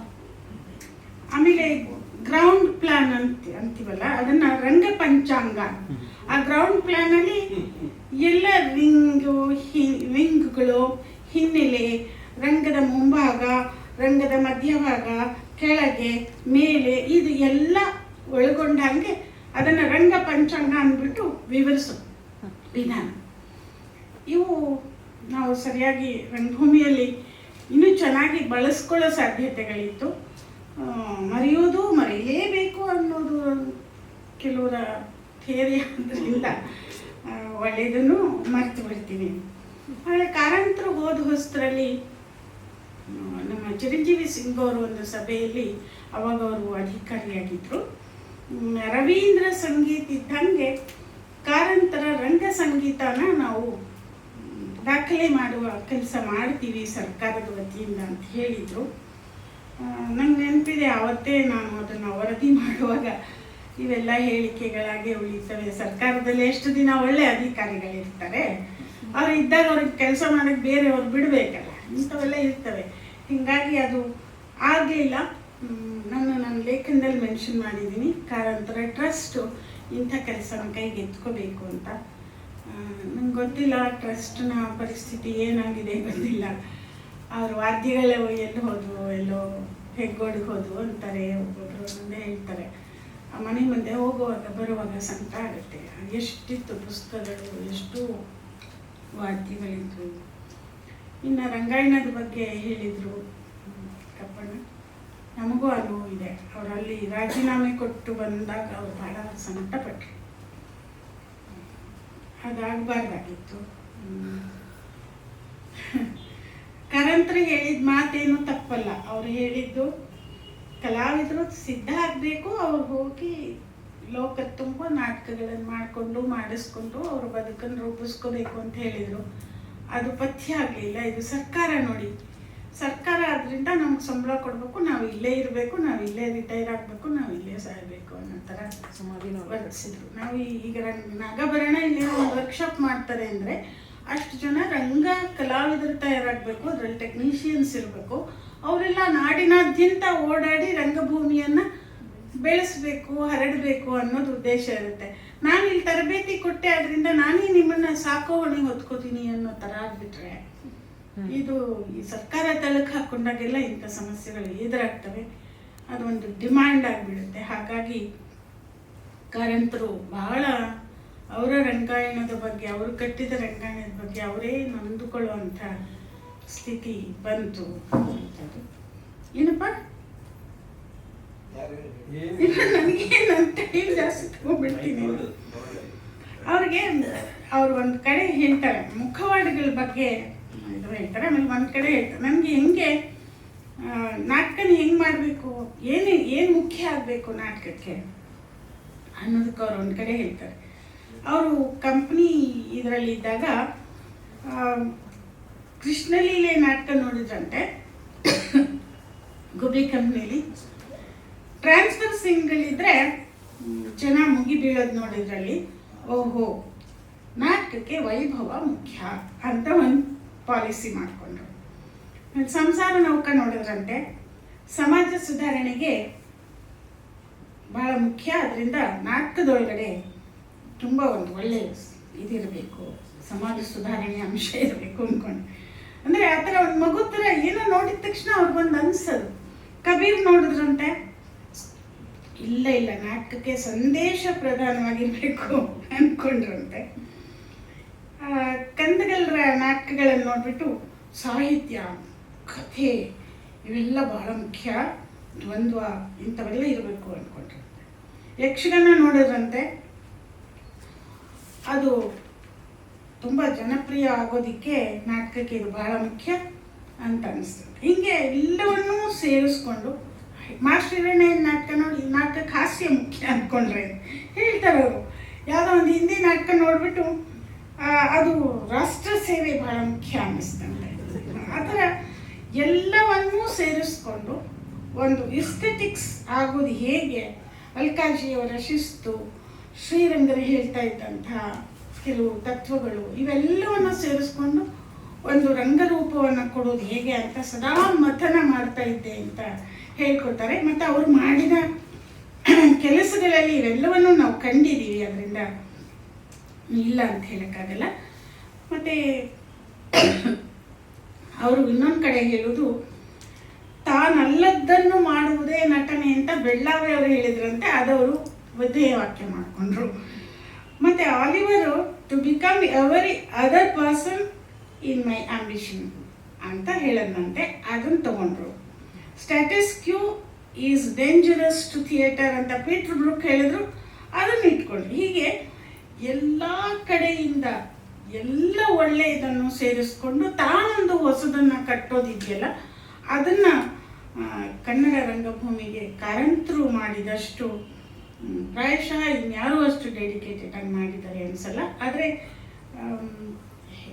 ಅದನ್ನು ಹೇಳುವವರು ಕಡಿಮೆ ಆಗಿಬಿಟ್ಟಿದ್ದಾರೆ ಅನ್ನೋದು. ಆ ಗುಣಗಳನ್ನು ಹೇಳೋರು ನನಗೆ ಬಹಳ ವಿಶೇಷ ಅನಿಸಿದ್ದು. ಇವತ್ತು ನಾಗಭರಣ ಕಾರಂತರನ್ನು ಇನ್ನೂ ಜೀವಂತವಾಗಿಟ್ಟಿದ್ದಾರೆ. ಕಾರಂತರು ಆಗೋಯ್ತು, ಇನ್ನೇನು ಇಲ್ಲ, ಮರ್ತೋಯ್ತು, ಅದು ಬರೀ ಇತಿಹಾಸ ಅನ್ನೋ ಹೊತ್ತಲ್ಲಿ ಇಲ್ಲ, ಕಾರಂತರು ಇನ್ನೂ ಇದ್ದಾರೆ ಜೀವಂತವಾಗಿ. ಅವರ ರಂಗ ಗೀತೆಗಳಿವೆ, ಅವರ ರಂಗ ಪ್ರಯೋಗಗಳಿವೆ, ಅವರ ನೆನಪು ಸದಾ ನಮ್ಮ ಜೊತೆ ಇದೆ. ಅವರು ಕಲಿಸ್ಕೊಟ್ಟ ಪಾಠ ನಮ್ಮ ಜೊತೆ ಇದೆ. ನಾಗಭರಣ ಯಾವಾಗಲೂ ಕಾರಂತರ ಜೊತೆಯಲ್ಲಿ ಅವರು ನಟ ಆಗೋದಕ್ಕೆ ಬಹಳ ದಿವಸ ಕಾಯ್ಬೇಕಾದ. ಈಗ ನೀವೆಲ್ಲ ಒಂದು ವರ್ಕ್ಶಾಪ್ ಮಾಡೋರು ನಾಟಕ ಮಾಡ್ಬಿಡ್ತಾರೆ. ಆ ಹುಡುಗ ಅವ್ರು ತುಂಬ ಚಿಕ್ಕವರು ಭರಣ, ಎಷ್ಟು ಹಿನ್ನೆಲೆಯಲ್ಲಿ ಮೊಳೆ ಹೊಡೆಯೋ ಕೆಲಸ, ಮೊಳೆ ಹೊಡೆಯೋದೆ. ಅವ್ರು ಸಿನಿಮಾ ಮಾಡುವಾಗಲೂ ಅದೇ ಕೆಲಸ ಮಾಡಿದರು. ನಾನು ಇವಾಗಲೂ ಜ್ಞಾಪಿಸ್ಕೊತಾ ಇರ್ತೀನಿ. ಇದರಲ್ಲಿ ಚಾಮುಂಡೇಶ್ವರಿ ಸ್ಟುಡಿಯೋಲಿ ನಾವು ರಿಪೋರ್ಟಿಂಗ್ಗೆ ಅಂತ ಹೋದರೆ ಈ ಹುಡುಗರು ಹಿಂದ್ಗಡೆ ನಿಂತ್ಕೊಂಡು ಸೌಂಡ್ ಎಫೆಕ್ಟ್ಗೆ ಏನೋ ಪರಕೆ ಕಡ್ಡಿ ತಂದು, ಅದೇನೋ ಬೆಂಕಿ ಕಡ್ಡಿ ತಂದು, ಕುದುರೆ ಕುರಪಟ ಸದ್ದು ಬೆಂಕಿ ಕಡ್ಡಿ ತಗೊಂಡು ಬೆಂಕಿ ಪಟ್ಟ ಮೇಲೆ ಪಟ ಪಟ ಪಟ ಪಟ ಹೊಡೆಯವು. ಇನ್ನೇನು ಯಾವುದೋ ಒಂದು ತೆಂಗಿನ ಗರಿ ತಂದು ಹಿಂದ್ಗಡೆ ಜೋರಾಗಿ ಹೊಡೆದ್ರೆ ಅದು ಯಾವುದೋ ಒಂದು ಬೀಸೋ ಗಾಳಿ ಸದ್ದು, ಮಳೆ ಸದ್ದು. ಅವಾಗೆಲ್ಲ ಇವಾಗ ನನಗೆ ಎಲ್ಲ ರೆಡಿಮೇಡ್ ಸೌಂಡ್ ಇಲ್ಲ, ಈ ಹುಡುಗರು ತಯಾರು ಮಾಡ್ತಾ ಇದ್ದು, ಇವರೇ ಕಲ್ಪಿಸಿದ ಸೌಂಡ್ಸು ಅವಾಗ. ಅಂಥ ಹಂಗೆ ಡೌನ್ ಟು ಅರ್ತ್ ಕೆಲಸ ಮಾಡಿರೋದ್ರಿಂದ ಇವತ್ತಿಗೂ ಆ ಸಂಯಮ, ಅದನ್ನು ಗ್ರಹಿಸುವ ಸ್ವಭಾವ, ತಾಳ್ಕೊಳ್ಳುವ ಶಕ್ತಿ, ಯಾರು ಏನೇ ಟೀಕೆ ತಿಪ್ಪಿ ಮಾಡಿದ್ರು ನಾವೇನು ಕಡಿಮೆ ಬಿಟ್ಟಿಲ್ಲ ನಾಗಭರಣನ. ಅವ್ರು ಮೊದಲನೇ ಸಿನಿಮಾ ಗ್ರಹಣ ಮಾಡಿದಾಗ್ಲೇ ಕಾಶ್ಮೀಸರು ಬಂದು ನನ್ನ ಹತ್ರ ಹೇಳ್ಕೊಂಡ್ಬಿಟ್ರು. ನಮ್ಗೆ ನೋಡಿ ಪತ್ರಕರ್ತರಿಗೆ ಒಂಚೂರು ಬೇರೆ ಆ ಕಡೆ ಈ ಕಡೆ ಇರೋದೇ ಇಲ್ಲ, ಪಟ್ಟಿ ಕಟ್ಕೊಂಡು ಹೋಗ್ತಾ ಇರ್ತೀವಿ. ಕಾಶ್ಮೀಸರು ಬಂದು ನೋಡಮ್ಮ ನಾನು ಬರೆದಿದ್ದೆ ಅದಕ್ಕೆಲ್ಲನೂ ನನಗೇನು ಇದೇ ಮಾಡಲಿಲ್ಲ, ಏನೋ ಒಂದು ಬೈದರು. ಸರಿ, ಫ್ರಂಟ್ ಪೇಜಲ್ಲಿ ಗ್ರಹಣ ಒಂದು ಮಾತು ಬರೋಣ. ಇವತ್ತಿನವರೆಗೆ ಅದ್ರ ಬಗ್ಗೆ ಆಡಿಲ್ಲ. ರಂಗನಾದರೂ ನನ್ನ ಮನೆಗೆ ಹುಡ್ಕೊಂಬಂದರು. ಬಂದ್ಬಿಟ್ಟು ನೀವು ಹಿಂಗೆ ಮಾಡಿದ್ರೆ TS ರಂಗ ಕೆಲಸ ಮಾಡಿದ್ರಲ್ಲ, ಹಂಗೆ ಬರೆದ್ರೆ ಹಿಂಗೆ ಬರೆದ್ರೆ, ಹೌದಪ್ಪ ನಾನೇನು ಮಾಡಲಿ, ಕಾಶ್ಮೀಸ್ ಹತ್ರ ಹೇಳಿಸು, ಅವ್ರು ಹೇಳ್ಕೊಂಡು ಮತ್ತೆ ಹಾಕ್ತೀನಿ ಅಂತ ಆ ಥರ ಜಗಳ ಮಾಡಿದ್ದೆ. ಆದರೆ ಒಂದು ದಿನ ಬರೋಣ ನೀವು ಹಿಂಗೆ ಬರೆದ್ರಲ್ಲ ಅಮ್ಮ ಅಂತ ಕೇಳಲಿಲ್ಲ. ಅಂದರೆ ಆ ಒಂದು ಸಹಿಸುವ ಗುಣ ಇದೆಯಲ್ಲ, ಅದು ಅವ್ರನ್ನ ಕಾಪಾಡಿದೆ. ಇವತ್ತಿಗೂ ಯಾವ ಕ್ಷೇತ್ರದಲ್ಲಿದ್ದರೂ ಮುಂದೆಯೂ ಅದೇ ಅವ್ರನ್ನ ಕಾಪಾಡಲಿ. ನನಗೆ ಕಾರಂತರ ಬಗ್ಗೆ ಎಷ್ಟು ಹೇಳಿದ್ರು ಸಾಲದು. ಸಮಯ ನನಗೊಂದು ಕೊಟ್ಟಿದ್ದಾರೆ, ನಾನು ಇಲ್ಲಿ ಹೋದ ತಕ್ಷಣ ಅದು ಇನ್ನೆಲ್ಲಿಗೋ ಎಳ್ಕೊಂಡು ಹೋಗುತ್ತೆ, ಅದರಿಂದ ಅಲ್ಲಿಗೆ ನಾನು ನಿಲ್ಲಿಸ್ಬೇಕು ಅಂತ ಅಂದ್ಕೊಳ್ತೀನಿ.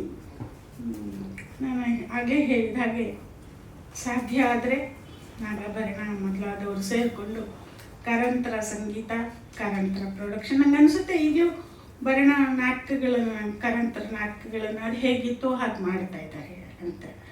ನಾನು ಎಲ್ಲವನ್ನೂ ನೋಡಿಲ್ಲ, ಒಂದೆರಡು ನಾಟಕಗಳು ನೋಡಿದ್ದೀನಿ, ಉಳಿತು ನೋಡಿಲ್ಲ. ಅದು ಒಂದು ರೀತಿಯಲ್ಲಿ ಹಾಗೆ ಉಳಿಸುವ ಪ್ರಯತ್ನ. ಈ ಹೈವದನ ಬಂದಾಗ ನಮಗೆ ಕಾರ್ನಾಡರ ನಾಟಕ ರಚನೆ ಬಗ್ಗೆ ಕಪ್ಪಣ್ಣ ಹೇಳಿದರು, ಗ್ರೇಟ್ ಅಂತ. ಕಾರ್ನಾಡರು ಅಲ್ಲಿ ಇಲ್ಲಿ ಎತ್ತಿ ನಾಟಕ ಬರೀತಾರೆ ಅನ್ನೋದು ಭಾಳ ಜನಕ್ಕೆ ಗೊತ್ತಿರೋ ಸತ್ಯ. ಹೈವದನ ಬಂದಾಗಲೂ ಮಾನ್ನ ಒಂದು ನಾಟಕನ ಆ್ಯಸ್ ಇಟ್ ಈಸ್ ತಗೊಂಡಿದ್ದಾರೆ ಅಂತ ಗಿರೆಡ್ಡಿ ಅವರು ಭಾಷಣನೇ ಮಾಡಿಬಿಟ್ರು. ಮಾನ್ನ ತಲೆಗೆ ಅದೇನೋ ಹಾಕಿ ಒಂದು ಭಾಷಣ ಮಾಡಿ ಅದವರ ಒಂದು ಸಂಕಲನದಲ್ಲಿ ಲೇಖನ ಪ್ರಕಟವೂ ಆಗಿದೆ, ಗಿರೆಡ್ಡಿಯವರ ಸಂಕಲನದಲ್ಲಿ. ಇಂಥವು ಅನೇಕವಿದ್ರೂ ಅದು ಹೇಗಾದ್ರೂ ಬಂದಿರಲಿ, ಎಲ್ಲಿಂದಲಾದ್ರೂ ಬಂದಿರಲಿ, ಅದನ್ನು ಒಂದು ರಂಗದ ಮೇಲೆ ತುಂಬ ಚಂದವಾಗಿ ಇಟ್ಟರಲ್ಲ ಕಾರಂತರು, ಅದು ಅವರ ದೊಡ್ಡ ಗುಣ. ನಾಟಕ ಕೆಲವರು ನಮ್ಮಲ್ಲಿ ಬಂದಂಥ ಅನೇಕ ಶ್ರೇಷ್ಠ ನಿರ್ದೇಶಕರೇ, ಒಳ್ಳೆಯ ನಿರ್ದೇಶಕರೇ, ಯಾವನ ಅವನು ರೈಟರು, ನಾಟಕಕಾರ, ಇವನು ಬರೆಯೋದನ್ನು ಕಾಯ್ಬೇಕಾ, ನಾನೇ ಬರೆಸ್ತೀನಿ ಅಂತ ಅವರೇ ರಂಗಭೂಮಿಯನ್ನು ಮೊದಲೇ ಸಿದ್ಧಗೊಳಿಸಿ ಅದಕ್ಕೆ ಬೇಕಾದ ಹಾಗೆ ನಾಟಕಗಳನ್ನು, ದೃಶ್ಯಗಳನ್ನು ಬರೆಸಿದ್ರಲ್ಲ. ಅದಕ್ಕಿಂತ ಕಾರಂತರು ಕೊಟ್ಟ ಸಾಹಿತ್ಯಕ್ಕೆ ಅವರು ಕೊಟ್ಟ ಗೌರವ ಬಹಳ ದೊಡ್ಡದು ಅಂತ ನನಗೆ ಅನಿಸುತ್ತೆ. ಸಿದ್ಧ ಇರುವ ನಾಟಕವನ್ನು ರಂಗಭಾಷೆಗೆ, ರಂಗಕೃತಿಯಾಗಿ ಅಳವಡಿಸಿ ಅದನ್ನು ಒಂದು ಕೃತಿಯಿಂದ ಇನ್ನೊಂದು ಕ್ರಿಯೇಟಿವ್ ಇದಕ್ಕೆ ಬಂದಾಗ ಅದು ಮರು ಸೃಷ್ಟಿಯೇ ಆಗತ್ತೆ. ಅದು ಒರಿಜಿನಲ್ನ ಕನ್ನಡಿ ಆಗಬೇಕಾಗಿಲ್ಲ, ಅದನ್ನು ಪ್ರತಿಕೃತಿ ಆಗಬೇಕಾಗಿಲ್ಲ. ಈಗ ನೀವು ಯಾವ ಗಿರೀಶ್ ಕಾಸರವಳ್ಳಿ ಅವರ ಸಿನಿಮಾ ನೋಡಿ, ಅವ್ರು ಯಾವುದೋ ಒಂದು ಕಾದಂಬರಿಯನ್ನು ಹೇಳಿದ್ರು, ಆ ಕಾದಂಬರಿ ಏನು ಅಲ್ಲಿರಲ್ಲ, ಆದರೆ ಅದು ಒಂದು ಕ್ರಿಯೇಟಿವ್ ವರ್ಕ್ ಆಗಿ ನಮಗೆ ಸುಂದರವಾಗಿ ಕಾಣಿಸ್ತಾ ಇದೆ.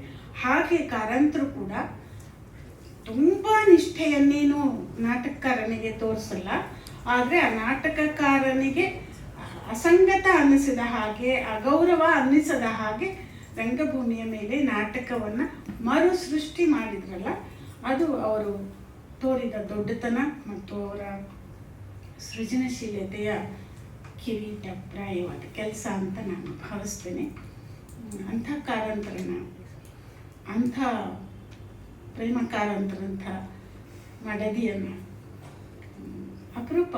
ನಾವು ಅಂಥ ಗಂಡ ಹೆಂಡತಿನ ನೋಡೋಕ್ಕೂ ಆಗಲ್ಲ ಅನಿಸುತ್ತೆ. ಯಾವಾಗ ಪ್ರೀತಿ ಮಾಡ್ತಿದ್ರು, ಯಾವಾಗ ಜಗಳ ಮಾಡ್ತಿದ್ರು, ಯಾರನ್ನ ಯಾರು.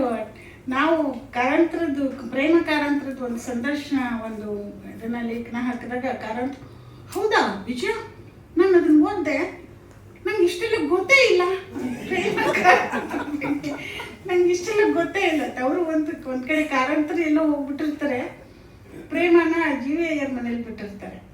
ಜಿ ವಿ ಅಯ್ಯರ್ ಮನೇಲಿ ಆಕೆಗೆ ಕೆಲವು ಆಗಬಾರ್ದ ಅನುಭವಗಳಾಗ್ಬಿಡ್ತವೆ. ಅವರು ಮನೆ ಬಿಟ್ಬಿಟ್ಟು ಕೇಳ್ದೆ ಟ್ರೈನ್ ಹತ್ತಿ ಹೊರಟ್ಬಿಡ್ತಾರೆ ಕಾರಂತರ ಹತ್ರ ಕಾಶಿಗೆ. ಅದನ್ನು ಬರ್ಕೊಂಡಿದ್ದಾರೆ. ಹೌದಾ ಪ್ರೇಮ ಇದೆಲ್ಲ ಹೇಳಿದ್ಲ ನಿಮಗೆ, ನಂಗೆ ಗೊತ್ತೇ ಇಲ್ಲ ನೋಡಿ ವಿಜಯ ಅಂತ ಇದ್ರು.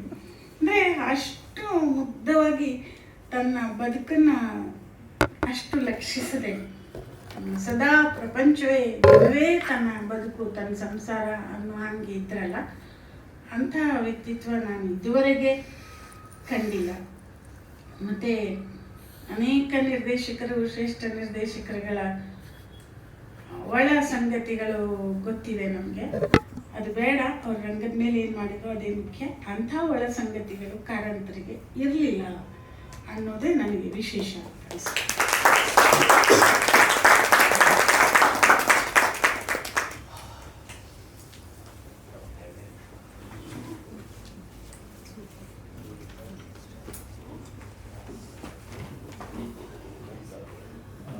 ಕಪ್ಪಣ, ದಯವಿಟ್ಟು ಒಂಚೂರು ಸ್ಟೇಜಿಗೆ ಬಂದರೆ ಒಂದು ಸಣ್ಣ ನೆನಪಿನ ಕಾಣಿಕೆ, ಮೇಟ್ರ್ ಫೋಟೋ. ಅಮ್ಮ ಇಷ್ಟೊತ್ತು ನಮ್ಮನ್ನು ದಯವಿಟ್ಟು ಅಮ್ಮ ಟೈಮ್ ಆಯಿತು ಅಂತ ತಿಳ್ಕೊಬೇಡಿ, ಯಾರೊಬ್ಬರು ಎದ್ದು ಹೋಗಲಿಲ್ಲ, ನಾವೆಲ್ಲರೂ ಕೂತೇ ಇದ್ವಿ. ಯಾಕೆಂದರೆ ಅಷ್ಟು ಗಾಢವಾಗಿ ಬಹಳ ಪ್ರೀತಿಯಿಂದ ನಾವು ಅದನ್ನು ಕಾರಂತರನ್ನ ಒಪ್ಪಿಕೊಳ್ಳುವ ಹಾಗೆ ಮಾಡಿದ್ರೆ ತುಂಬ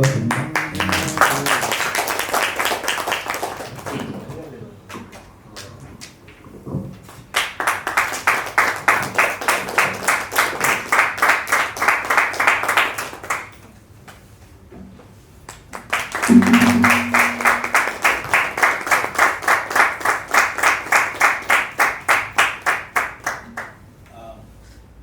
ಕೇಳಿದ್ದಕ್ಕೆ ಒಂದು ಸಣ್ಣ ಉತ್ತರ ಇದೆ ಇಲ್ಲಿ. ಕಾರಂತರ ರಂಗಗೀತೆ ಕಾರಂತರ ರಂಗೋತ್ಸವ, ರಾಷ್ಟ್ರೀಯ ರಂಗೋತ್ಸವವನ್ನು ಆಚರಿಸ್ತಾ ಇದ್ದೇವೆ. ಸೆಪ್ಟೆಂಬರ್ 11, 12, 13 ರವೀಂದ್ರ ಕಲಾಕ್ಷೇತ್ರ. 11ನೇ ತಾರೀಕು ಕಾರಂತರ ರಂಗಗೀತೋತ್ಸವದ ಉದ್ಘಾಟನೆ. ಬಾಂಬೆಯಿಂದ ಅಮೋದ್ ಭಟ್ ಬರ್ತಾ ಇದ್ದಾರೆ, ಅವನು ಒಂದು ಪ್ರೆಸೆಂಟೇಷನ್ ಇದೆ. ಕನ್ನಡದ ಹಾಡುಗಳನ್ನು ನಮ್ಮದು ಒಂದು ಪ್ರೆಸೆಂಟೇಷನ್ ಇದೆ, ಅದು ಅವತ್ತು ಆಗುತ್ತೆ. ಅದರ ನಂತರ 12ನೇ ತಾರೀಕು ಮತ್ತು 13ನೇ ತಾರೀಕು ಕಾರಂತರ 2 ನಾಟಕಗಳು ಹಿಂದಿಯವು. ಒಂದು ಸ್ಕಂದಗುಪ್ತ್, ಬಹಳ ಅದ್ಭುತವಾದ ಪ್ರಯೋಗ, ಮತ್ತು ಮಾಲವಿಕಾಗ್ನಿಮಿತ್ರಂ 2ನೇ ಪ್ರಯೋಗ. ಅವೆರಡರಲ್ಲೂ ಮ್ಯೂಸಿಕ್ ಅದ್ದೂರಿಯಾದಂಥದ್ದು, ಬಹಳ ಅದ್ಭುತವಾದಂಥದ್ದು. ಅದನ್ನು ಗುರು ಶಿಷ್ಯ ಪರಂಪರೆಯಲ್ಲಿ ನಾನು ಈಗ ಏನು ಮಾಡ್ತಾ ಇದ್ದೀನಿ ಅದೇ ರೀತಿ ಅಲ್ಲಿ ನಮ್ಮ ಮಾಂಗಿಲಾಲ್ ಶರ್ಮಾ ಅಂತ ಹೇಳಿ ಆತ ಕಾರಂತರ ಈ ನಾಟಕವನ್ನು ಮತ್ತೆ ಕಟ್ಟಿಕೊಟ್ಟಿದ್ದಾರೆ. ಅದನ್ನು ಇಲ್ಲಿ ತೊಗೊಂಡು ಬರ್ತಾ ಇದ್ದೇನೆ. 12, 13 ನಾಟಕಗಳಿಗೆ 20, 21, 22 ರಂಗಶಂಕರದಲ್ಲಿ ಸತ್ತವರ ನೆರಳು, ಹಯವದನ 3 ನಿರ್ದೇಶನಗೊಂಡಿರುವಂಥದ್ದು. ಈಗಾಗಲೇ ನಾವು ಟೀಮ್ ಮಾಡ್ತಾ ಇದೆ. 25 ವರ್ಷ ಆಗಿದೆ. ಇವನು ನಮ್ಮ ಮೈಕೋ ಮಂಜು ಮತ್ತು ಪೂರ್ಣ ಮಾಡಿ 25ನೇ ವರ್ಷಕ್ಕೆ ಅವರನ್ನು ಬಿಟ್ಟು ಇನ್ನೊಂದು ಯಂಗ್ ತಂಡವನ್ನು ಮಾಡಿಸ್ತಾ ಇದ್ದೇವೆ. ಹಯವದನ ಮರು ನಿರ್ಮಾಣಗೊಂಡು 21ನೇ ತಾರೀಕು. 22 ನೀವೇ ಹಾಕಿಕೊಟ್ಟ ಹೆಜ್ಜೆ ಅದು ಇಲ್ಲಿರಲಾರೆ, ಅದನ್ನು ಬೇಸ್ ಮಾಡಿ ಸೋಲಿಸಬೇಡ ಗೆಲಸೆಯ ಪ್ರೇಮ ಅವ್ರದ್ದು, ಅದನ್ನು ಬೇಸ್ ಮಾಡಿ ಅವೆರಡನ್ನು ಇಟ್ಕೊಂಡು ಕಾರಂತರನ್ನು ಅನಾವರಣ ಮಾಡಲಿಕ್ಕೆ ಹೊರಟಿದ್ದೇವೆ. 22ನೇ ತಾರೀಕು ಬೆನಕ ರೆಡಿ ಮಾಡ್ತಾ ಇದೆ, ನಾನು ಅದನ್ನು ನಿರ್ದೇಶನ ಮಾಡ್ತಾ ಇದ್ದೇನೆ. 22ಕ್ಕೆ BV ಕಾರಂತರ ರಂಗಗೀತೋತ್ಸವದ ಸಮಾರೋಪ. 30 ಜಿಲ್ಲೆಗಳಿಂದ ಬರಬೇಕು ಅಂತ ಪ್ರಯತ್ನ ಪಟ್ಟೆ. ಈಗ 20 ಜಿಲ್ಲೆ ಕನ್ಫರ್ಮ್ ಆಗಿದೆ. 20 ಜಿಲ್ಲೆಯಿಂದ 3 ತಂಡಗಳು ಅಲ್ಲಿಂದ ಕಲಿತು ಕಾರಂತರ ರಂಗಗೀತೆಯನ್ನು ಇಲ್ಲಿ ಪ್ರದರ್ಶನಕ್ಕೆ ತಗೊಂಡ್ಬರ್ತಾ ಇವೆ. ಒಟ್ಟು ಒಂದು 300 ಜನ ರಂಗ ಗಾಯಕರು ಅವತ್ತು ಬೆಳಿಗ್ಗೆ ಇಲ್ಲಿರ್ತಾರೆ. ಡಾಕ್ಟರ್ ರಾಜ್ ಭವನ ಕನ್ನಡ ಸಾಹಿತ್ಯ ಪರಿಷತ್ತಿನ ಎದುರುಗಡೆ ಕಲಾವಿದರ ಸಂಘದ ಆ ಭವನದಲ್ಲಿ ಸಮಾರೋಪ. ಅದರಲ್ಲಿ ರಂಗಗೀತೆಗಳ ಗಾಯನ ಇಡೀ ಕರ್ನಾಟಕದ 20 ಜಿಲ್ಲೆಯಿಂದ ಬಂದಂತಹ ಎಲ್ಲ ರಂಗ ಗಾಯಕರು.